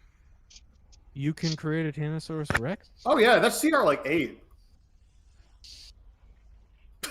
I look at Morthos. Can you do CR8? No, just 6. Okay. He's more powerful than me, I guess. It's all the nature. It's all the nature in my blood. Okay, so how about this? You both get on Saul. How high, Steve, would they have to get up to be able to see over the wall? Not the walls are only about like 12 feet tall. You know, they're not like super high fortressy. So it's just kind of if you're hovering at about that like 12, 13 foot mark, you could peek over the top. Right. This is my idea, and this might be too much of an investment spell slot, Zeke. But how would you feel about doing the lowest level fog cloud you can on the top of the wall right there where the rocks are, right? Mm-hmm. Then we get you and Morthos up on Saul, so the rocks are no longer an issue. They can't see out of the fog cloud until they react and come out themselves. But we have that moment, right? In that moment, you guys go up. Morthos, you put the Brontosaurus in, right? Yep. We get inside. We use the fog cloud to get in. And as soon as we're on the other side, you have one of your bag of tricks friends, which you can create before we go over, and you just hold them if they're not huge. And then you put them on the ground, do the polymorph. Your fog ends, but now there's a new surprise waiting for them, the T-Rex. Okay, so looking at beasts, the T-Rex is probably a better idea, but sperm whales are beasts. No. They're gargantuan. I look around the field and I go, there is no water, Zeke. There's no water. It will just flop on the ground and not be able to move. It has 15 foot. I know it's much worse, but the picture is so much funnier. No. Right. I hear what you're saying, but the T-Rex will be able to do more damage, and that's what we're looking for. So in that case, really what we need to do is protect you and Morthos at that point, because you're both going to be concentrating on spells that are going to help us. Right. I was also, because I know I'd probably be one of those patented dick DM moves unless I speak now or forever hold my peace, but like using polymorph, there is CR restrictions on the target, right? Yeah, it's my level. Oh, it's on the target's level. Wait, let me double check on that. It's target's level. I was just Target's level. I forgot. Damn it. Well, Ava? fog cloud it is. Ava? Oh wait, what do you say? You could polymorph a person into one of those, but you couldn't polymorph one of your bag of tricks animals into a T-Rex, unfortunately. Ava, do you feel like being a T-Rex? No, I do not. You want to be a What if hulking crab? What if he drops? That's a good point. Yeah, sorry. I'm getting carried away. I wish Saul leveled up with me. What level was Saul? Saul's challenge rating 3. Saul would love to be a T-Rex. It'd be a therapeutic day. Wait, what level is Smiler? Oh my god. When Smiler shows up, just turn him into a T-Rex and don't tell him what's going on at all. I'm not going to tell you what his CR rating is, but in the moment, you can find out if it works. Oh. When you cast it, if you try to turn it into something that doesn't work, then I will let you know and let you pick something at the highest level CR that he can be. Okay, so it's not going to waste my spell slot. I won't waste your spell slot. That would be too mean. Okay, thank you. So yeah, I think that's the point. Fog cloud of rock. Because we can just get in that way, right? So having the fog cloud will allow all of us to get in without opportunity attacks. Right. Get Morthos up on Soul. Mm-hmm. The only thing is the Brontosaurus takes a minute to cast, so that fog cloud wouldn't be enough. But no. But see, we're waiting until his minute is almost up, and then you're casting fog cloud, and then he goes up on Saul and casts it. I see. Like we're doing that in order, and then as soon as the Brontosaurus is in there and the fog cloud's up there, we're all going over the wall. We're getting ferried over I'm carrying someone. Saul's taking 2 people over, and everyone's gonna get over. Okay, sounds good to me then. So what's the radius on your fog cloud? That's up to you. What level you want to use? I think I'll use a second level. So That's that 40 is feet. 40-foot radius. Do I want to put it? Let me get a little token real quick. Here. You let me know where. Ping the center of your fog cloud. I want. No, the range is 120 feet. Not No, 60. but the radius of the fog. Well, let that be. No, I the mean center. the range where you can cast it. Yeah, I know. But we can't see past the wall. Oh, I that's don't true. see. You don't have to be able to see the center point No, for the yeah. fog cloud. Right. Oh. Yeah, there's nothing that says you have to see it. But the problem is if we put that in the center, then Morthos won't be able to see somewhere to put the Brontosaurus. Yeah, I think just covering the rock would be plenty. So 40-foot radius fog. Yeah, that token that you have there. Was that a new crab? It's a crab. Yep. Yeah. New crab. Who dis? I just Hello? I searched a crab and drag it out and put a 40-foot radius on it. I need to get some more crab. Thanks for that tokens. tip, Rick. I can't see Yes, the sir. radius, FYI. Oh yeah, neither can I. Really? Yeah, you gotta get permission so we can see the aura. Oh, I clicked that, but I didn't click save. There There it Yeah. is. Beautiful. the new roll 20. So. All right, so as soon as the fog cloud shows up, I point at Ava to throw the light rock up. She's casting light on a crossbow bolt and just shading it upwards. Okay. That's way cooler. And then Morthos is already on Saul, and I nod to Saul to go up. Okay. Yeah, and so the fog cloud is going off like right before the spell is, right? Yes. Okay. We're timing it that way. Okay, so the fog cloud hits, instantly like goes up. The rocks are like kind of like startled by like the whole situation. They begin to kind of like squawk.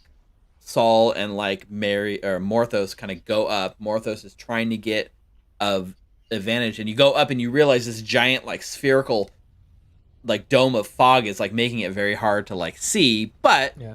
you just gotta pick a single like space somewhere you can see, right? So Yep. why don't you ping Morthos where you're trying to do? It can't be within the fog cloud, right? I mean, but just you- on the other side of the fog cloud's good, You can do it. especially because, like Saul has 90-foot speed, so they should be able to get up high enough to look over the 60-foot or 40-foot tall. So do you want it on the other side of the fog cloud? Yes. Like in if you were to fly towards- right up to the wall and like literally get physically next to the wall and peek through the little spaces, you can pretty much pick wherever you want, right? But if you're trying to do it from a distance, it becomes harder. That's a good point. Yeah. Yeah. Saul would probably just take him like over here to the left of the fog cloud. Why am I not able to ping? Like right in there? Yeah, because that's like right there. So I'm gonna move Saul here, and I'm gonna move Morthos on his back, which let me put you just on the other side of the wall so you can actually see in the camp. So now you get a shot of like in the camp Morthos. Bang it. Yeah, so it's just And Little what are you foot. summoning? Little foot. a brontosaurus. Little foot. Little foot. So where do you guys want it? It's up to Whatever you. you want. It's Yeah, your. it's up to Yeah, you. we can't see you, bud. All right, let's go right here. Did I make a token for Littlefoot? So right on the other side of the fog. So Yes, you did. Mm-hmm. Yeah. When I I think we searched, had the Land Before Time one last time. yeah, but when I searched like Littlefoot, Baby In my- Bronto. I might not have. I think I have the token here, but I don't know if I made an official. Like. Oh token. yeah, if you uploaded it, it should be in your Yeah. uploaded token I'm journal scrolling. area. I'm scrolling back through all this stuff. So. And this guy is a 4x4 or 3x3. 4x4. 4x4. 4x4, yeah, he's huge. He's a big boy. All right, and where are you dropping him, Morthos? So we just put him on the other side of the fog. So yeah, probably like right in here. Yep. Bring him down a little bit. All right, hang on. I was updating his token. I didn't even see where you actually. Just like right in there. I'm just adding the thing so you should be able to control it. and then you can add his health and AC and stuff. Like right around here. Oh, a little bit. Right in there. You should be able to move it now, I think. Yep, again. So you can put it where you want. Amazing.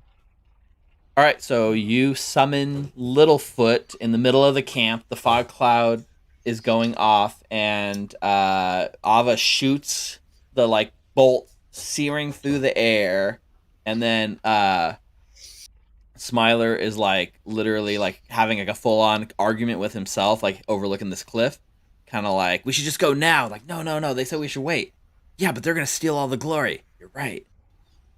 No, we're gonna wait. And he's trying really hard not to like go, and he makes up his mind that it's time to go, and he doesn't even see like the arrow in the air. He's already driving towards the camp in that moment. Good. And Marius is gonna look at Zeke and be like, make your creatures. Make all your creatures just in case one of Good them's call. too big. at this point, I'm gonna ask for everyone to roll initiative for me. So Hell Zeke yeah. Zeke after the fog cloud, he would have just been making the creatures. Oh yeah, I- pulling the stuff out. That's fine. You could have pulled it out ahead of Let time. me. I'm gonna get. Oops. 3 of these little things. I did get in the habit of just doing this every morning. I don't have to roll initiative for Lulu. No. It felt like I was missing something, and it was Lulu. Crap. Okay. Yeah, Oh my but God, the thing Marius. is- Oh wow. That's a first. I think that's the first time I've ever rolled a natural 20 on initiative. We have some good initiative. Oh, that was the Brontosaurus. Okay, except for Morthos, you have some pretty solid initiative. No. That's good that the Brontosaurus has good initiative. Yeah. Yeah, I guess Morthos doesn't have good initiative. We're spaced out. We can react to what goes on. How does Yeah, it work? You 1909. you can give commands to your dinosaur, but you don't like see through its eyes or anything, right? No. No. So how does that work in like a It's a- roll it's 20 okay. situation? You know what I mean? Like if you can't even see what to attack, then I'm just gonna give you sight on the token, just make it easier on everyone.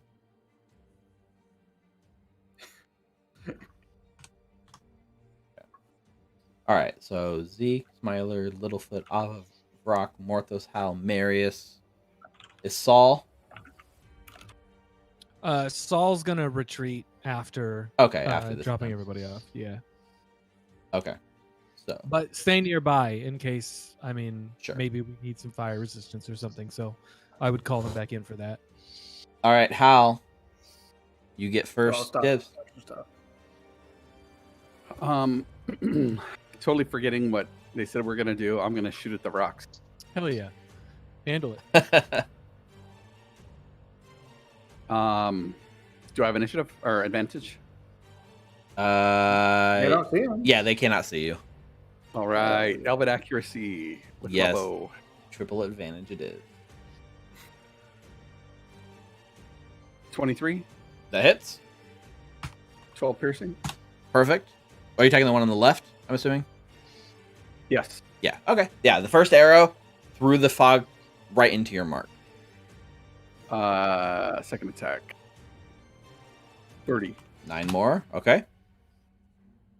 And I'll look at Maris. How are we getting in there? I'm carrying you. Saul's coming back after he drops off Morthos on the other side of the wall. He's going to go into the fog cloud, drop him off on the other side. Then Saul's going to come back, pick up Zeke and Ava. I'm taking you over the wall. All right. And I move closer to Marius and hold out my arms so he can grab me by the pits. Yep. While I knock another arrow. Okay. Yeah, I'm going to pick you up from behind so you can still shoot and stuff. And do I have anything for bonus? Bonus? Nope, that's it. Perfect. Ava. I will also fire at the rock on the left. Okay. I took up blind fighting as my feat, if Uh-huh. that's okay. And so, yeah. I know we discussed that like things might change when Tasha comes out, but Tasha's not out yet, so we'll discuss this next Tuesday. week, right? All right. As a spoiler, like by the time you guys see this, it might even be out. Like they're changing blind fighting to give you blind sight of 10 feet instead of Yeah. no disadvantage on attack. So Mechanically, it's thematically a little cooler, but We can't abuse fog cloud as A much. anymore. 23 does hit, and you do have sneak attack because it cannot see you. And yeah, I will bonus action hide in the fog cloud. Nice. Yep, run into the fog and hide. Go for it. I forgot I have this. Oh, just a Can't. 33. No big Yeah. deal. A And that's your casual turn. 33. Also, it's weird because like blind sight, how does blind sight interact with like hiding and stuff? You know what I mean? Like you still have to be able to see them. Right. So if I don't someone know, had it's blind weird. sight and someone was hiding in a fog, Could Hal wouldn't be shoot able- Ava right now if he so chose? yes, Please don't. yes. But Ava got a Because 33. remember- No, she's invisible But and remember- hidden, obscured and hidden. I can't target her.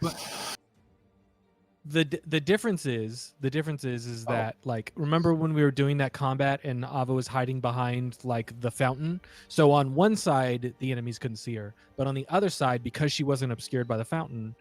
Right. Well, the The question other is, enemies can see her. Hal see her? Really, right? Does the No, he hiding negate can't. the seeing her? Oh, that's a good point because he could attack her normally. It's very but murky.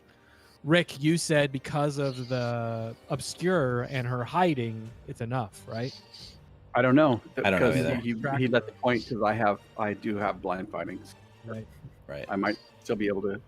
Are we shooting Ava? I'm kind of lost. I'm just trying to understand the mechanics, and I it think just goes to- I think this might be why to- they changed blind fighting. I think it just goes to does she hides? Do I see her without fog? I mean, you No. would absolutely because there's nothing to hide. No, because There's nothing obscuring her. But blind fighting isn't blind sight, but in its current iteration. How You would does see blind fog. fighting currently read? Like, what exactly does it say? It, It says just- you don't get disadvantage when you can't see a target. So- I have the exact wording right here, actually. Yeah, so I feel like my gut, That makes it sound like you can't attack Oh, targets you can't see. provided the creature isn't hiding from you, which she is. So that There it answers is. the There you question. go. Yep. Okay, that That's an answers that. important Thank part. you, Wizards, but it doesn't matter because they're changing it anyways. Okay, Doesn't matter. The next 48 hours, we will be confident that's how it works. Smiler gets to go next. So Smiler revs up God. his engine, drives really like up the edge of this cliff, and you watch as he like literally uses his action to use like a stunt. So on the Devil's Ride, one of the actions is called stunt, which means you can make a dexterity check just to do a cool stunt, and that's what he's doing. So let's see if Smiler can do his. I'm gonna turn the token so you can see his rolls. Let me see. Never whisper rolls. Okay, so Smiler's just doing a straight dexterity check.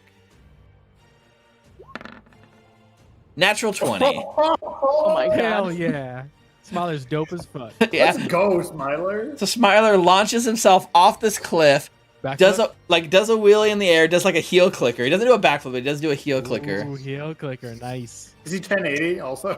Maybe a 360. Let's not. Oh, he got a natural 20. Okay, he can do a 720. That's fine. 720 Okay. heel Meet in clicker. the middle. Very nice. And Very then nice. his bike like lands like in the middle, and Morthos can see it like back in the back. You can see him, right, Morthos? Yep. Yeah. He lands in the back, and he's like, and he's like riding his like motorcycle, and the wheels like screech, and he lands like hard, but he has managed to jump the wall and land in the middle, riding his like motorcycle, and he's kind of like spinning in circles, like creating like a dust cloud, like, you know, saying he's coming to get you. And he looks at you, Morthos, and he gives you like a hang 10, like, yeah, you saw that, bro. And Marius, I stick my thumb up. Awesome. that's Marius takes a free action. He Uh-huh. holds up a sign that says 10, and then he throws a sign on the ground, and he picks up Hal, and he flies Hal over the wall. okay. Just remember, carrying Hal, you go at half movement. So I get to the wall, and then I just set him on top of it. That's fine.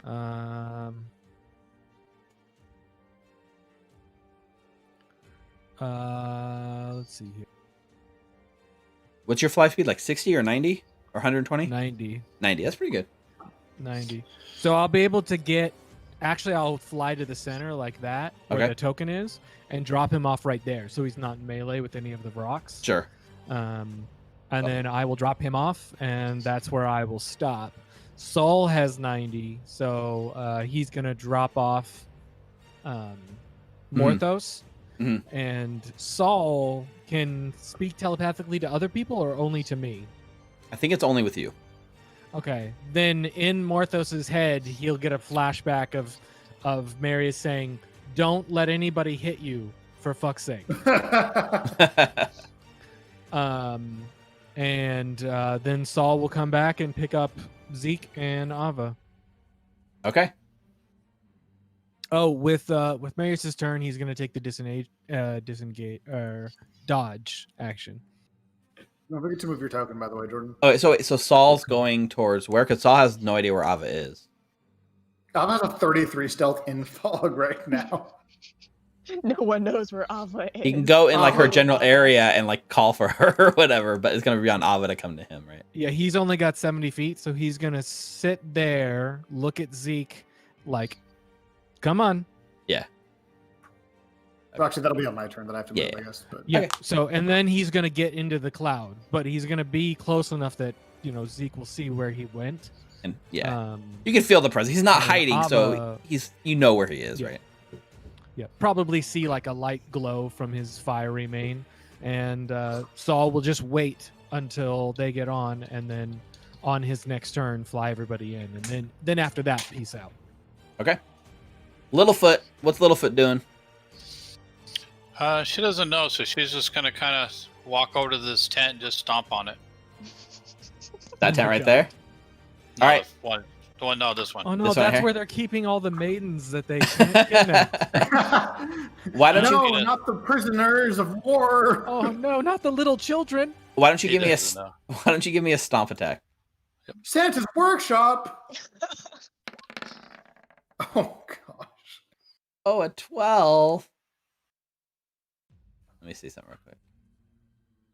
AC of tents in 5e. Okay, so you reach down and stomp into the tent, and as it like pulls up, you see like in this tent there seems to be a bunch of like little dretch things. So I'm gonna drag a couple of these here now that you can see them.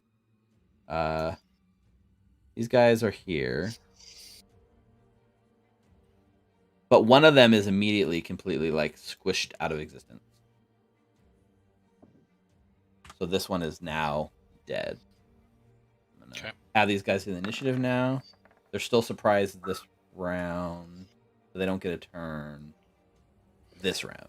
But now you know that this tent is full of like these tiny little dretch things. All right, that brings up Zeke. Okay.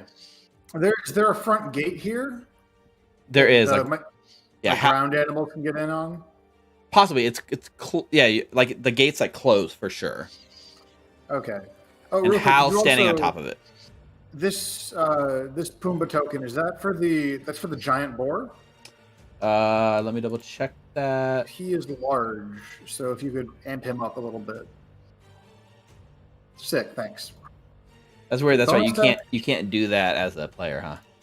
Yeah, I can. Yeah, Which Pumbaa is the giant boar. Okay. So I want a bonus action. Tell Pumbaa and Jeremy to like storm the castle. Okay. The gate shall open for you when you arrive. Hop on Soul's back, and just do that. Is it from Lord of the Rings, the Gandalf pose, where he's like on the horse and it's rearing back as the sun rises behind him? Uh-huh. That's what I want to do. Okay. Because I can't see them. Okay. Are you holding any actions or anything? I guess I'll dodge. I don't want to hold an action. That works. All right, these dretches are still like stunned, but like you see, in addition to those ones, there's a whole group of them down in like this tent here that is going to join the lair, but they don't get a turn. They're just you know that they're aware that they're there now. Oh shoot! I didn't roll initiative for my pets. Rather than rolling initiative for all of them, would you mind if they just went on my turn? That's Make it fine go with fast? me. It'll just keep things easier. Okay, sick. So let's get this few turns for your guys. They storm the castle. Yep, let me check their movement real quick. Giant boar has 40. How do you move with with the line, so you know how far you've been. Oh, jeez. Pick up the token with down your Q. mouse and then 40. use Q. Yeah. Q. Okay, great. Oops, sorry, I moved you. Okay. Giant crab is 30. Yep. And then Remy is going to just chill. He has 1 hit point. He knows what he's about. Poor Remy. He's not stupid enough to listen to me. All right, this Vrock here, he's standing on the wall and he can feel you guys around. He can't see you. He has no vision on you, but he can kind of feel your presence on the wall and around him. And this one, he like lets out a loud screeching noise. And I need everyone within 20 feet to make a Constitution saving throw, which is Hal, Marius, Pumbaa, and Morthos. Not Pumbaa. Pumbaa got a 22. Actually, I think it's the aura. He got even higher. You do have Marius has an aura on him, yeah. Let me turn that back on. So 15 and then a lot more for all of them. So yeah, you guys all push out the stunning effect of this rock screech and nobody gets stunned.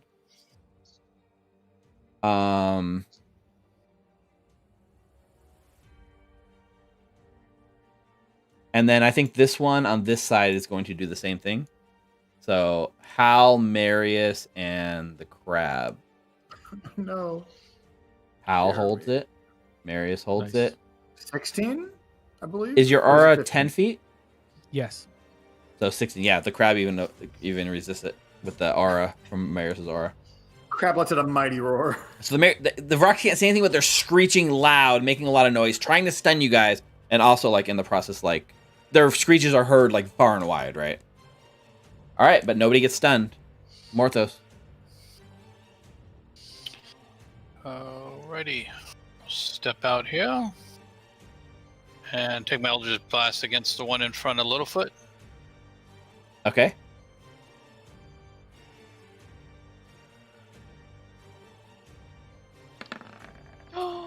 You didn't say it. You didn't But say it, and you crit. Fuck. If you guys knew how bad I was hurting right now, All right, dead. Wow. Max damage too. on that little guy, yeah. No, it wasn't No. max Oh, damage, actually. almost. He has almost the max. invocation where it's +5. Okay, Yeah, so the first sure. one goes down with your first blast. And what? That one in front of him on the other side, Maliki. Come on. There you go. There we go. Also did. All right, and the other one right there, Maliki. Come on, go 3 for 3. Dead. Nice. 3 shots, Hell 3 yeah. kills. Damn. We just need to call Morthos one shot. Yeah, snipe, snipe, snipe. All 3 of the dresses go down. Yeah, Morthos Okay. reloads her pistol. So I think And also, Morthos, since you're standing there, right? There is a lot of movement in this tent right in front of you. that is a tent right there. Yeah. There's a tent Ooh, here, get in the a fog tent cloud, over get in the fog here. cloud. Go back in this. Like Go pretty back in. far in too, so they can't. Yep. Yeah, So man. that We was don't want to 10. lose control of Littlefoot again. In this, except for Smiler, it wouldn't be that bad right now, but it would be bad later for sure. Actually, Yes, yes. let's hear it. Actually, you know what? Just leave him in there, and then we can just go. We could just leave. Just leave him in there. That's So not a we're bad originally idea, here, honestly. 5, 10, 15. Can you polymorph a beast into itself? Okay, I'm good. Yes. But it wouldn't change its. It would reset its hit points, right? It would just give you a little extra hit points. Yes, which but might if be a it. bad idea. Oh, that's true. But would that The new count as form like can a? be any beast whose challenger is equal to or less than the target's. Polymorph just says any Nice. creature, right? Mhm. Yeah, so you can do. So if he's almost dead, just polymorph him. But aren't we polymorphing Smiler? Yeah, Yeah, I know. or- I'm looking for loopholes. The right. spell is stupid. Morthos, It's a One good of them might not be loophole. willing. you hear movement in the tent, and you immediately like duck into the fog cloud, which now breaks your sight, right? So you have no vision around you. All right, so now since we've had one full round, I'm gonna roll initiative for these tokens that are hidden, so I can see when they join the fight.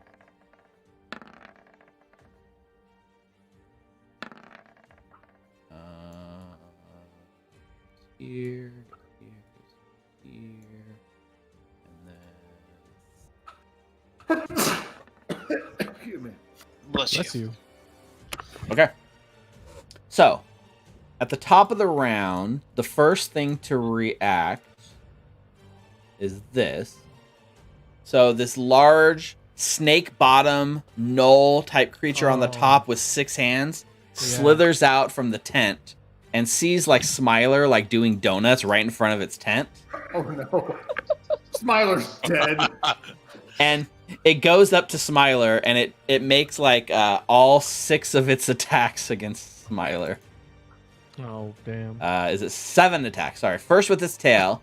Oh, shit. Smiler's going around and it tries to like basically grab him off the motorcycle and like hold him there. So tail attack first. We might need the polymorph to keep him alive.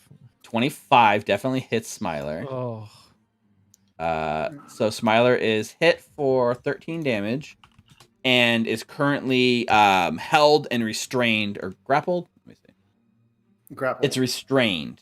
Oh, sorry. It's grappled and restrained. So basically snatches him up off the bike. The bike like scatters to the ground and like Smiler's pulled off and held there and restrained as it then brings its 6 blades up with advantage on each attack. Ooh. Let's see if Smiler will live through this one. Just goes like full on dies the first round of combat he's in. That's honestly, Oh, oh my god. I don't think it One gets more. advantage. It's restrained. He's restrained, so restrained gives advantage. Grappled. Oh, okay. Yeah, it's more than a grapple. Says why he's grappled by this tail. He's actually restrained, so it's like a further true. condition. That's true. Yeah. It's on top of the grapple. Yeah, it's a specific condition of this attack. So, Nice. the first attack's a 16, actually misses. The second attack's a crit, so that's 33 16. damage. Yeah, 33 damage to Smiler. The third attack, 17 misses. The fourth, wait, 1, 2, Misses. 3, 4, 5. Misses. Yeah, so his AC is 18. So miss, hit for 12 more. And the One hit last for one 12 more. hits for 12 more. So he's definitely bloodied, held by the tail, but alive. What's the range on that polymorph, Zeke? 60 feet, actually. All right. Hal, you're up. You're on the wall. All right. Hearing the Brock screech, I'll turn my bow towards him and fire away. Okay. Go for it. On the left. Oh, Get the, What? Double natural 20. my get the God. one closest to me because you don't want that thing to knock my concentration out. Yeah, that's what he's aiming at. yeah. Okay. So I don't have my perfect rolls turned on. Okay. Well, the crit would still be 8. Yeah, the Wouldn't crit's 8. So that's plus 7. So 8, 8, 16, 17, 22. Okay. Bloodied. And second shot. Another crit. Oh my god. All right. Beautiful.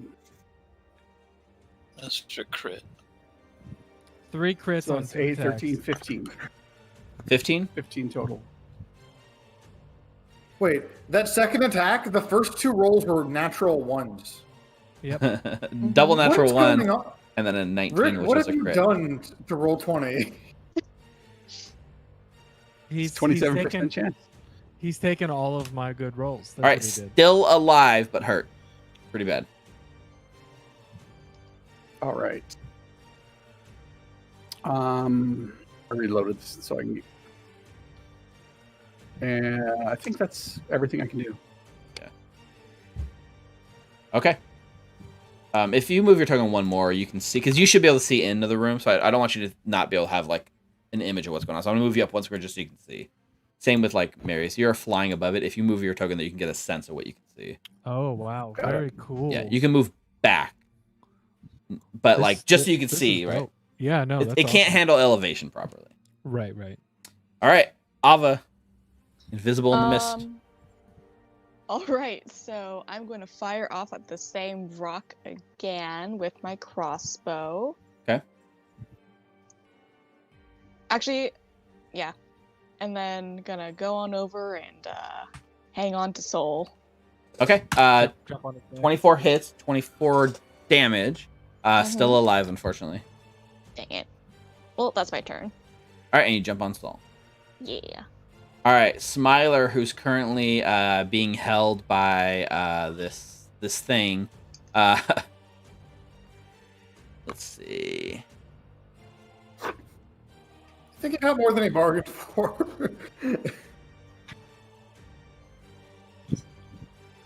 Yeah, I'm bummed he didn't have more movement that he could have kept going. Maybe he get some kind of action when he landed instead of taking the stunts. That's Smiler though. I completely get it. He did do an action. He did a 720 heel kick. Heel kicker, yeah. It actually is an action to do the stunt on the bike. It's the dumbest thing, but also the best thing.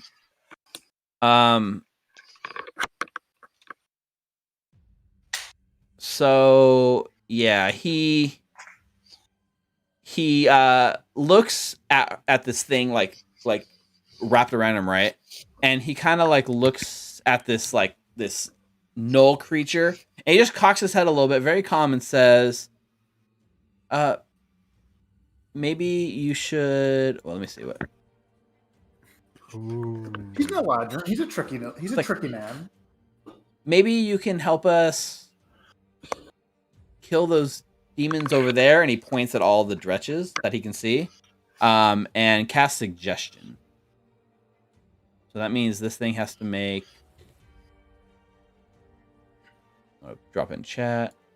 Wisdom saving throw. Oh, that is concentration. That could be a problem. So this thing makes a wisdom saving throw. Let's see. It's a 22 and resists the spell. And then he sees it not work, and he's like wriggling. He's like, oh shit. And he looks back, and his motorcycle is like kind of like it's spun off like over this way a bit because it drove off. And he like looks at it, and he's looking back, and he instantly like does like a teleport action and like disappears from the restraint and appears in the seat of his motorcycle and revs it and then does a wheelie and like drives like this way. Hell yeah.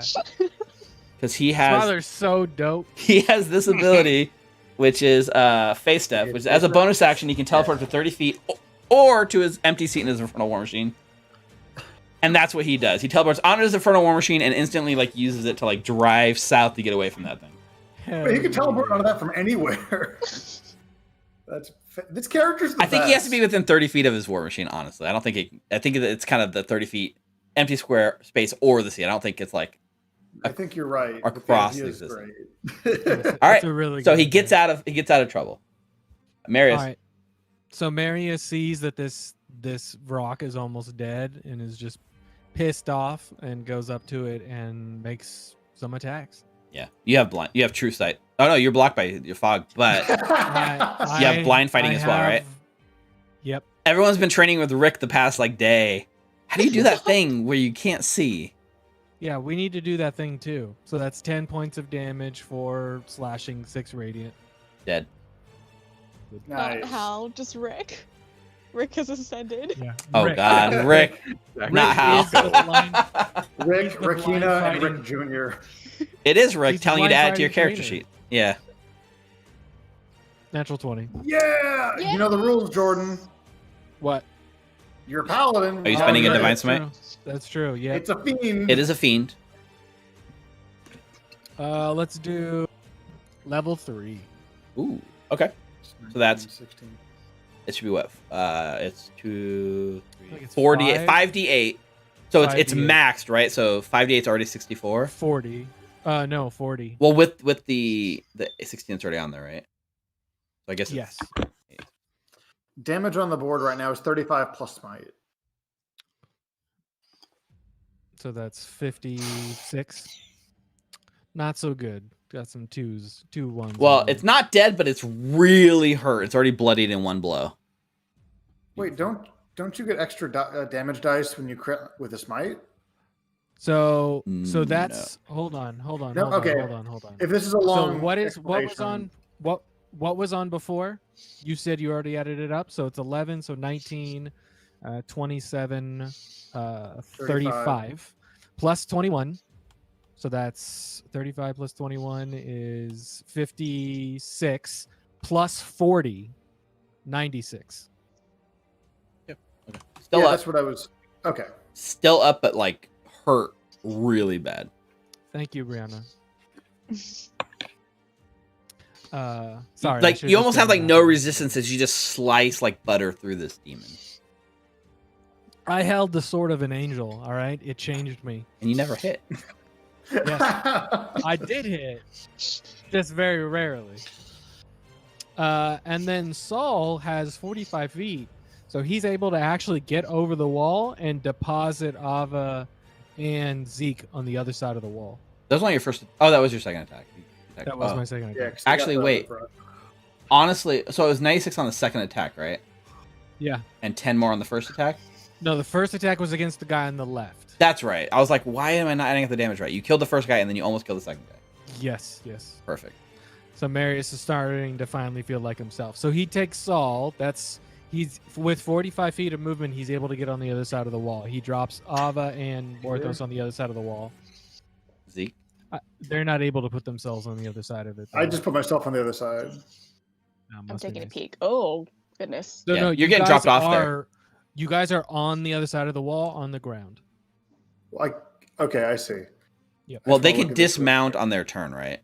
Yes, if you want to, you can tap Saul if you want to stay up on the wall, but like if we're fighting deeper in there, you know what I mean? We might not be able to stay on the wall the whole time anyway. Yeah, I just want to see this a little bit. Well, Yeah, you me too. are, yeah. If Saul doesn't get a message from you guys, you're all on the other side of the wall. There's enough movement for him to get over and 5 to 10 feet up. So I don't know if you want to move everybody there because I can't see to do that. Yeah. So that's where he would end. So that's where you guys would be. Yeah. Okay. I see. And your mouse would be with you. No, the mouse was just on the ground. You don't want him on your shoulder? You left No, him out he's- there? He's he's hiding in the fog cloud. I'm not taking him into battle. He's gonna get the kill You're shot. such a terrible pet owner. They're not pets. They're bags of tricks. No, that sounded bad. Wow. Oh, that sounds bad. Yes, this map is awesome, Steve. This is a It really looks cool so map. cool. This was another one by that Pogs guy that does some really awesome maps. So, thank you, Pogs. All right, that's the end of your turn, Marius. That's the end of my turn. Littlefoot. I don't really have a bonus action. So with his as big as his foot is, does he just get one person at a time, or is he able to get a couple squares? Unfortunately, it's one at a time. All right. So he'll take a stop.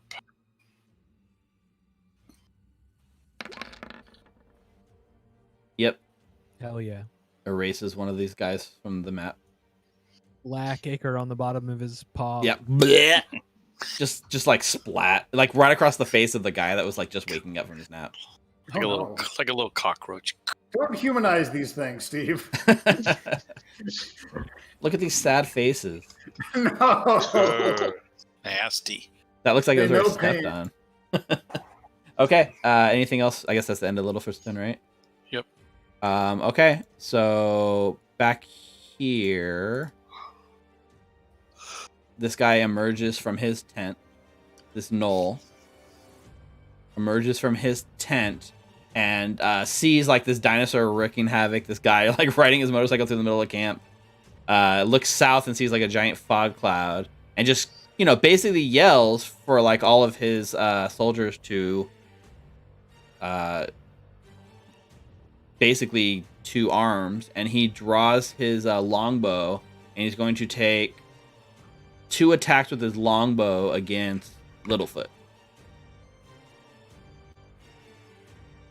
Okay, so longbow, 21 for 5 damage and a 9, which misses. Okay, that's his turn. Zeke. All right. So the fog cloud drops as I scream out to Smiler, who's bleeding on his motorcycle. Hey, Smiler, watch this. And I finger guns him, and I want to polymorph him into a T-Rex. That is CR8. Okay. Unfortunately, the T-Rex form does not take. it feels like the highest he can go is a CR7. All right. Hey, 2 Littlefoots. Oh God. No, Well, you're what's- thinking too small. Yeah, what's CR7? That's a bad Giant ape. Oh, there you go. I can make him into Donkey Kong. let me get this page up real quick. Playing VTT. And that is what I'm going to do. I'm going to cast Polymorph and drop the Fog Cloud. Okay. Wait, that plays a picture. Hold on. Why is it like that? Where's displaying VTT on those? God, whatever. Here's... No, I am awful at this. Will that embed? No, that won't embed. How does this work? We can click on it and it shows up. Okay, he's very strong. Yeah. He has 157 hit points. Not bad. I'm going to, for now, since I don't have a ape token ready to go, I'm going to copy paste Pumbaa. And He's huge. He's the same size apparently as Littlefoot. Oh wait, no, he's 3x3. he's 3x3, yeah. So that's 12 AC. Okay. So Smiler pops out of existence, and a giant ape is now riding this tiny motorcycle. Does it have to be a beast? What kind of creature can it be? Polymorph has to be a Has to be beast, a yes. beast. Yeah. So now there's an oversized monkey riding a motorcycle here in the middle of the camp. That's an improvement. Not the Smiler is not cool, but Anything else, Zeke? can I bonus action ask Pumbaa and Jeremy to ram the gate? Because I don't want to get off Soul. I don't want to go down there with all these things. Yeah. If you were to get on the inside of the gate, it'd be pretty easy to go down and unlatch it, but you could tell him to ram it. That's fine. Give me an attack roll with them. Okay. That's Pumbaa, and that's Jeremy. He can claw the gate open. So he manages to claw it a bit. It is resistant to this damage he's doing, and it looks like he's scratching at the surface of this heavy wooden gate, right? And the tusk from the boar jams into the wood and doesn't seem to go anywhere, and the boar is stuck and has to wiggle itself free, and that doesn't do anything. This is fine. Okay, that's my turn. All right, the Dretches, they kind of this one comes out and it's going to swarm and it's going to eat at Littlefoot. Oh my god. So that it has a bite and a claw. So with advantage on this first one, 17 for 6 damage on Littlefoot and a 14 for 3. 14 misses. 14 misses. So how much was it? Just 6. Okay, this one's going to swarm over here. I'm just going to do it. See, it's 1, 2, 3, 4, 5, 6. There's 7 stretches, so 2 more. Almost. Bite, claw. Bite, claw. Bite, claw. Oh my lord. Claw. Bite, claw. 1, 2, 3, 4. 1, 2, 3, 4. 5. So 2 more. All right.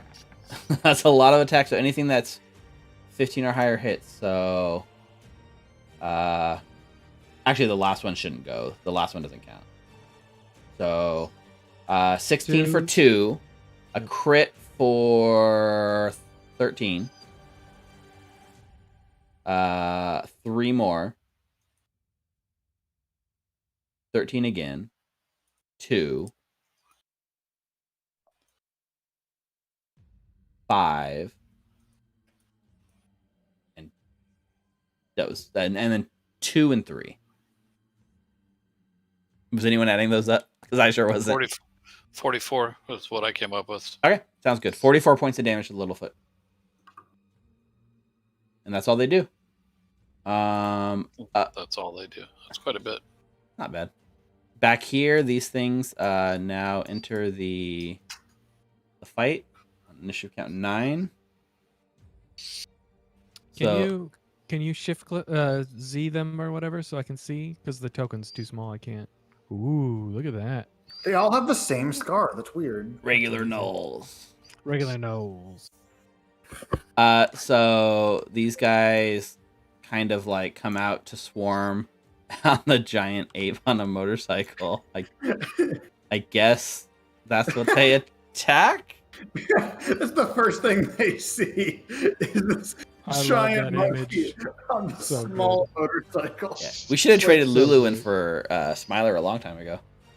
So they all just have a single attack. They don't have any. So they're doing a two-handed spear. Actually, a one-handed spear attack. So.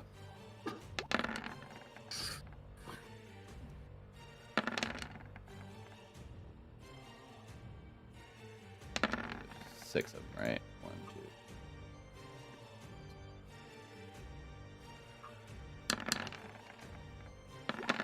So 5 piercing to Smiler, or actually 8. No, sorry, 10 to Smiler.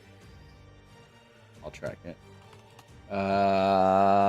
AC is only 12, right? So 6 more. Mm-hmm. He's not resistant or anything to these. He resists literally nothing. Okay. 6, There's no like special abilities on this giant 5 ape. He just a big number. and Big monkey. 4 more. It's a big So- monkey on a small motorcycle. I'm excited for when Great he bait. picks up his motorcycle and uses it as a weapon. That's what I'm excited for. I mean, he has an ability where he throws a rock as a ranged attack. What were you saying about the advantage, Rick? I missed that. Well, if they have to move to get into position, they would have to hold their attack until their other guy gets. True. Like what I was doing is like the ones that were already engaged, I was allowing the other ones to run around and flank to get the advantage. So I just rolled them all with advantage. You're talking about the Dretches, right? No, the gnolls. Right? Oh, the 'Cause gnolls. You're they right. run The out, gnolls, I did and not then give they have to advantage. I hold wasn't their giving attack. advantage. I didn't want to give advantage on the gnolls attack. I was just doing straight rolls. So 24. Yeah, just the first numbers on the gnolls. Okay. Up. If just one attack, it would work the same. They could hold it and then attack when they got advantage. It's true. Yeah, they're a little shocked, so they're not thinking straight. Oh, it's a monkey on a motorcycle. Everyone's shocked. Okay. Back here, these other gnolls crawl out of their tents. Smiler's having the time of his life. This is probably his favorite day in a while, since earlier today at least. He had the disappointing fight, and now he's living it up. It's a monkey on a motorcycle. I guess the only thing they can reach is like he can't even reach anyone. So this one's going to dash, and they're all going to gang up on this monkey. So the only one gets to make an attack, and it's a bite attack. So can you make a? Oh, I guess I gotta make a con save for the giant ape. Okay. He has +4, so it's pretty likely he'll make the. He got an 11. He rolled. Damn it! Yeah, so he takes an extra 7 poison damage, so 13 total. That's not too crazy. And then 2 plus 4 damage and 5 damage, so 9. All right, they claw at his like monkey form and just start tearing into him. I hate it when that happens. They claw at my monkey form. All right, this one Vrock here. Now that the fog cloud's gone, will take its attack at you, Marius. So, beak attack. Natural 1 for a 7. Mhm. Talon attack. A dirty 20. Miss. Yep, misses. Morthos. All right, I'm going to take my Eldritch Blast on this guy right here. Leaky. Yeah, pull a Zariel. Which one were you attacking? Sorry, I didn't see a ping. The one in front of Marius. Oh, yeah. Dead. Yep. Nice. Marius yells down the wall. Good Zariel. Lulu's not here to This mess little up one your right in Eldritch front Blast. of this one right in front of Okay. the grape ape. Monkey. It's Leaky. an ape, Zeke. Grape ape. The monkey. Okay. Monkey. 11 damage. Bloodies it. Okay, same one. Maliki. Dead. Hell yeah. We're getting some crits tonight. Yeah, it's beautiful. And then I'll move back in here with my guys. Okay. Now that you can see him. Yep. All right. The giant like demon lady snake thingy moves 30 feet here, and then actually has a 40 feet movement. So it moves 40 feet to here, and then actually it's going to dash. Let's see. Why is there a giant puma? Oh, is that the ape? Monkey, Jordan. That's a grape ape. Monkey. I was like, Hakuna Matata? What? Yeah.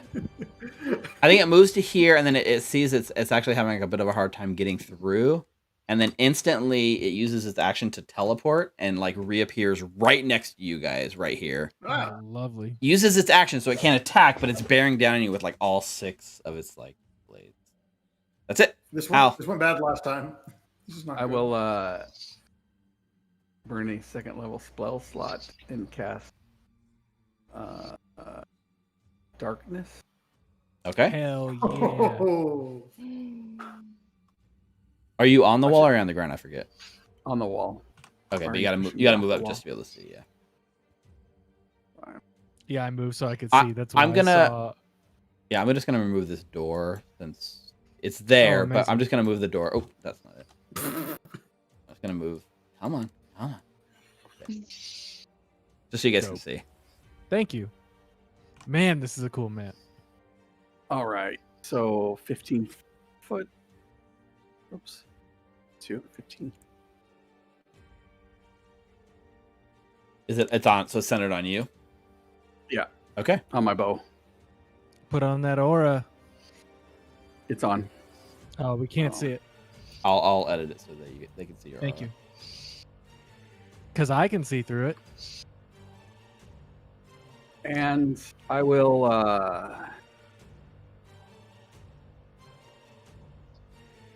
that's my action, bonus action. I'll move Oh no. to there. Ava can. Oh. Bad news. That I'll darkness move was next. actually... Oh. I know, but Yeah, the that's what aura... you're saying. Yeah, I got you. Because I'm gonna let them It'll- get out it'll- of there. Yep, without taking attacks of opportunity. Thank you, Matt. No, that's what I was gonna do originally. Doing like 3 things at a time. Yep. You could center the darkness on them, right? If you really wanted to. I don't want to do that. Okay. And that's my turn. All right, Ava. Is there a place for me to hide away from this demon lady? I mean, you're in the darkness, which gives you like obscureness, right? So at least there is potential if you want to take your action to try to hide.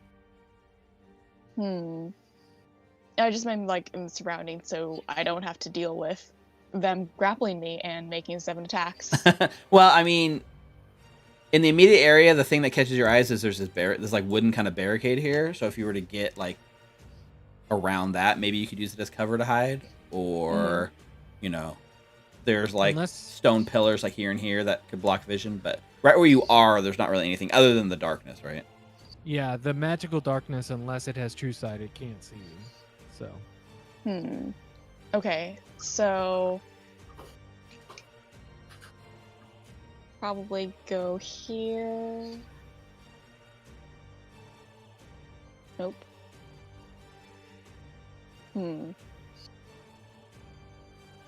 Yeah, I'll just use my bonus action to...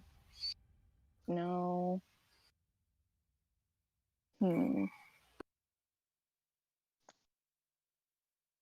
Yeah, this is interesting because we don't know if it has true sight or not. So if you don't use disengage and it has true sight, it could make an attack at you. It's interesting.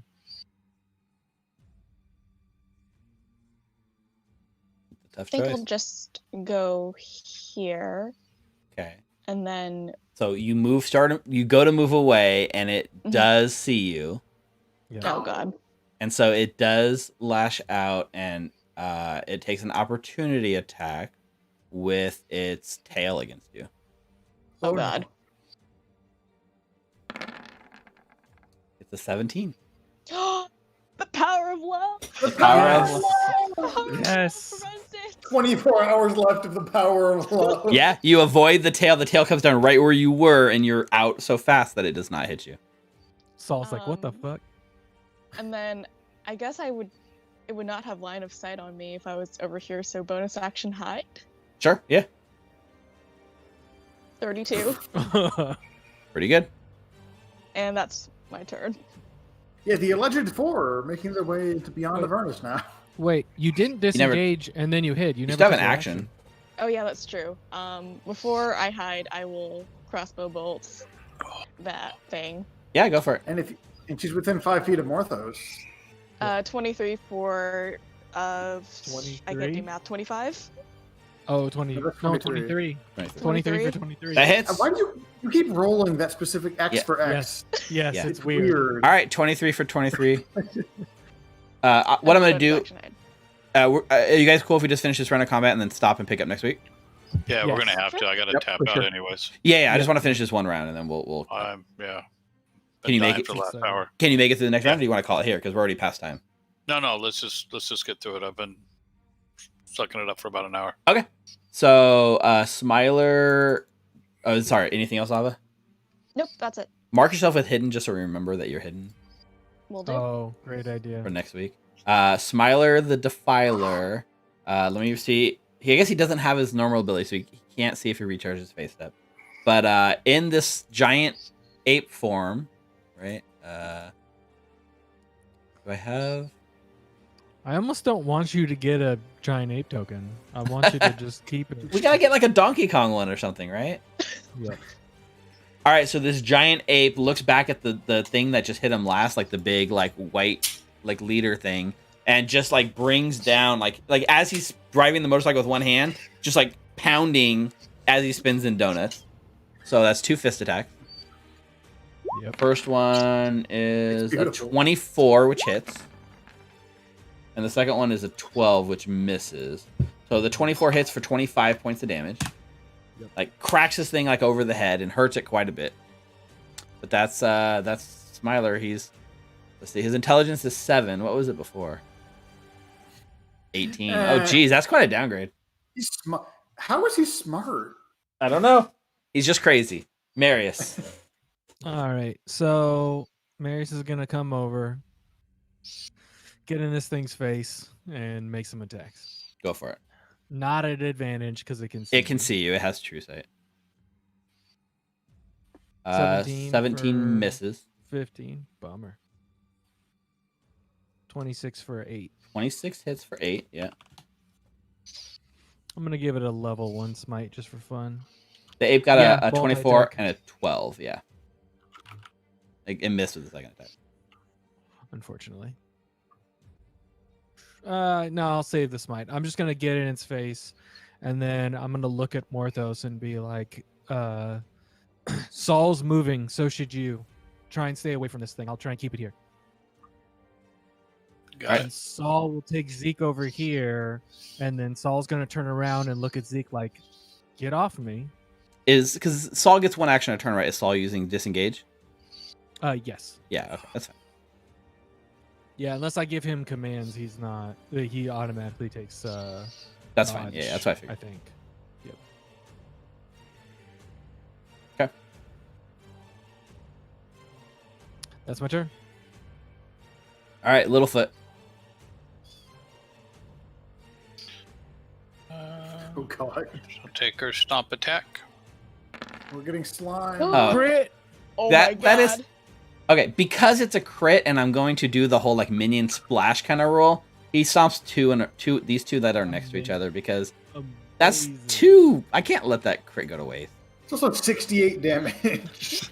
To things with 11 hit points, or sorry, 18 hit points. It's a good thing he doesn't have divine smite because he would have out hit me. Yeah, 148. He would have broken. Give him broken- paladin levels. All right, Null Pack Lord moves over here a little bit and will take his 2 longbow attacks at Littlefoot. He's hunting and gathering. An 8 damage on Littlefoot, and the second one misses. Okay. Okay. And then he also he like yells. Why he does this? He points to this one that like just got clobbered in the head, and he points at it and he commands it to attack, and it uses its reaction to take a bite attack against the ape, but misses. Ooh. Terrible. Yeah. Zeke. Okay, so I need to be able to see this thing. If I get down here next to Ava, will I be able to have line of sight on this snake thing? Yeah, it's pretty big. Okay, I'm gonna cast blindness deafness on it and choose Hell blindness. It has to make DC 18 con save or be blind. Con save. Let me see. Okay, it has advantage. Again, it's a con save. 19? Oh yeah, got it. Okay, so Wow. it resists. I guess That's a good attempt. bonus action. I'm just gonna sit here and tell my pets to attack the door again. Okay, make Like- your pet attack. Are they gonna break through this door if they hit anyway? If They're this like, fight goes long enough, maybe. oh no. It's a That's big what door, man. Miss 5 and, and 7. How they both rolled 2. miss and miss. All right, I'm gonna Right. hop back in the darkness. I know that this thing can see me, but still.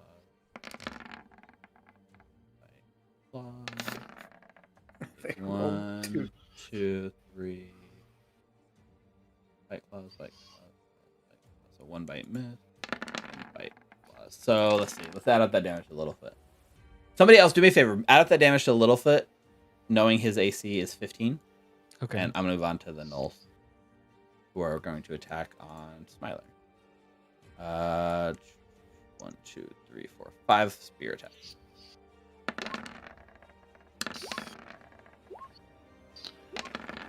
So that's 5. What is his AC? 12. So 5, 12, miss, and then 9 more. So 18 points. Not too bad. And then the 2 fangs are going to take their attacks on the ape. So that's bite, claw, bite, claw. So 5, 6, 11, 11, and then a save against the poison. It failed, and it takes the poison damage, so 7 more. So Smiler's at 74 out of... So Smiler's now bloodied. All right, last but not least, Morthos. And also, So did anyone add that damage up for Littlefoot? I think it was like 34. Okay. I think. 34 on Littlefoot then. It was hard because you started hitting Yeah, again and yeah, all yeah. the numbers moved. Yeah, let's just call it 34. All right, Alright. Littlefoot. Oh, sorry, Morthos. So if I back up, it's going to get an attack, right? Theoretically, it could, yeah. It did already attack Ava, though.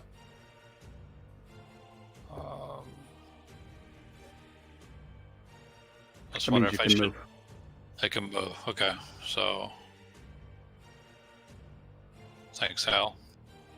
All right. and As then, you move away, it uses one of its other reactions to make a attack against you. Other I'm having reaction? flashbacks. Yeah, it has more than one reaction. Oh, that's not nice. So you move Why are away. you doing this to Mike? I Steve? know, every time you move 10 feet away, and it, not- it takes a tail attack at you with a 25. Oh my god. So you only get 10 feet away. It hits you for 12 damage and wraps you in its tail, so you can't get away, and you're now restrained and grappled. Thunder step. Sorry, buddy. Thunder step. Can you make I a don't have it. Can you make a Oh. con save on your Littlefoot with advantage because you do have Warcaster? You said with advantage? Yeah, you have Warcaster. You don't need it. You make it anyways. All right. Okay, so you move 10 feet away. You're now restrained, so you can't move anymore. You still have your action. Well, because my action's going to be take my Eldritch Blast at it. All right, you are restrained, so you do have disadvantage on the blast. Yeah, you might want to just get away if you can, if you have any spell that lets you do that, because if it doesn't take attacks against me, it will against you, and it'll have advantage. All I think I can think of is like Dimension Door, but Yeah, that's a hefty one. is that going to let me get away though? Yeah. You should, yeah. It will, even though I'm grappled. Okay, That's a Yeah, it good doesn't point. matter. Let me see. stuff I'm learning. I don't know. So I don't actually know either. Yeah, you just No, arrive. You just says you teleport. This isn't one. Yeah, you teleport. all right. Anywhere within 500 feet, you can teleport. Yep. So I'll use that. Use my spot, and I'll teleport. Probably a good move considering its turn was next. Yeah. Yeah, if Yeah, I you would actually rather- want to play in this fight next week and don't want to Okay. take 6 attacks advantage immediately. All right, so Okay, to- I'm gonna Teleport. hold on. I'm gonna Yep. say this again, because you did this last time we fought Yunogu, and Yep. you got away from the power of love, and you got away from yourself, and we still True. haven't seen Yunogu. We have no Yeah, idea true. where Yunogu is. Yeah, I'm just So trying you to might stay have away just shown from. up- I don't want to lose my Right. concentration part, but I hear guess- you. May Yeah, I that's good suggest enough. something that might be fun? Why don't you get up on top of Littlefoot's neck and ride your dinosaur? Oh, that's not a bad idea. he's also at 24 hit points. Oh no, he is. Yeah, Yeah. he's going down here. Pretty Okay, soon. then not on top of Littlefoot. Sorry. Alright. Get on top of Pumbaa. That's a worse idea. This Or- crazy monkey on a motorcycle. Or how tall is the wall? Isn't the 12 wall feet like tall. 12 feet tall? That might be out of range of the creature if you want to get up there with Hal. Yeah, I can do that. In the darkness. Okay. Well, Hal can move away. So from yeah, that. so you Weird. teleport away. You appear on the edge of the wall, away from the fight. This is where we're gonna call tonight's combat. We're gonna pause here Intense. and pick up at the beginning of next session. So yeah, I mean, So very intense. cool map. Interesting. It's like shades of callback to Idleglen, only this time it's like more real, I guess, because you're not in a Mhm. flashback dream, and you're seeing a lot of the same enemies that you've already fought in another like dimension, I guess. It's weird Yeah, that they've stayed incredible. together for like a century, almost like some kind of family unit. They're attacking recklessly. It's like the same Dretch that was at Idleglen all those years ago. You've killed them, like this poor kid, just waiting for his promotion. This snake thing has no idea it nearly killed Ava in a dream or something. No idea. It almost did it again too. They So- go, wow, what's this giant lizard creature? We've never seen this before. So thanks for hanging in there, guys. Like hopefully, like, you know, this is our episode 1 of Beyond Avernus. We're just kind of cleaning up our Avernus stay, you know. I kind of expected us to like not still be here, but we are. So I like I said, coming in tonight, I had no idea what we were gonna do. I had ideas, but no concrete details, and you guys made it your own. So thank you guys. I had a lot of fun playing with you guys and seeing your choices. All of our viewers out there, thanks for everything. If you're watching this on YouTube, check us out on Twitch. If you're checking this out on Twitch, check us out on YouTube. Give us a follow, give us support. Yeah, you guys have anything you want to say to anyone out there? We're coming for you, Arthur. Oh You're on God. It's only a matter of time.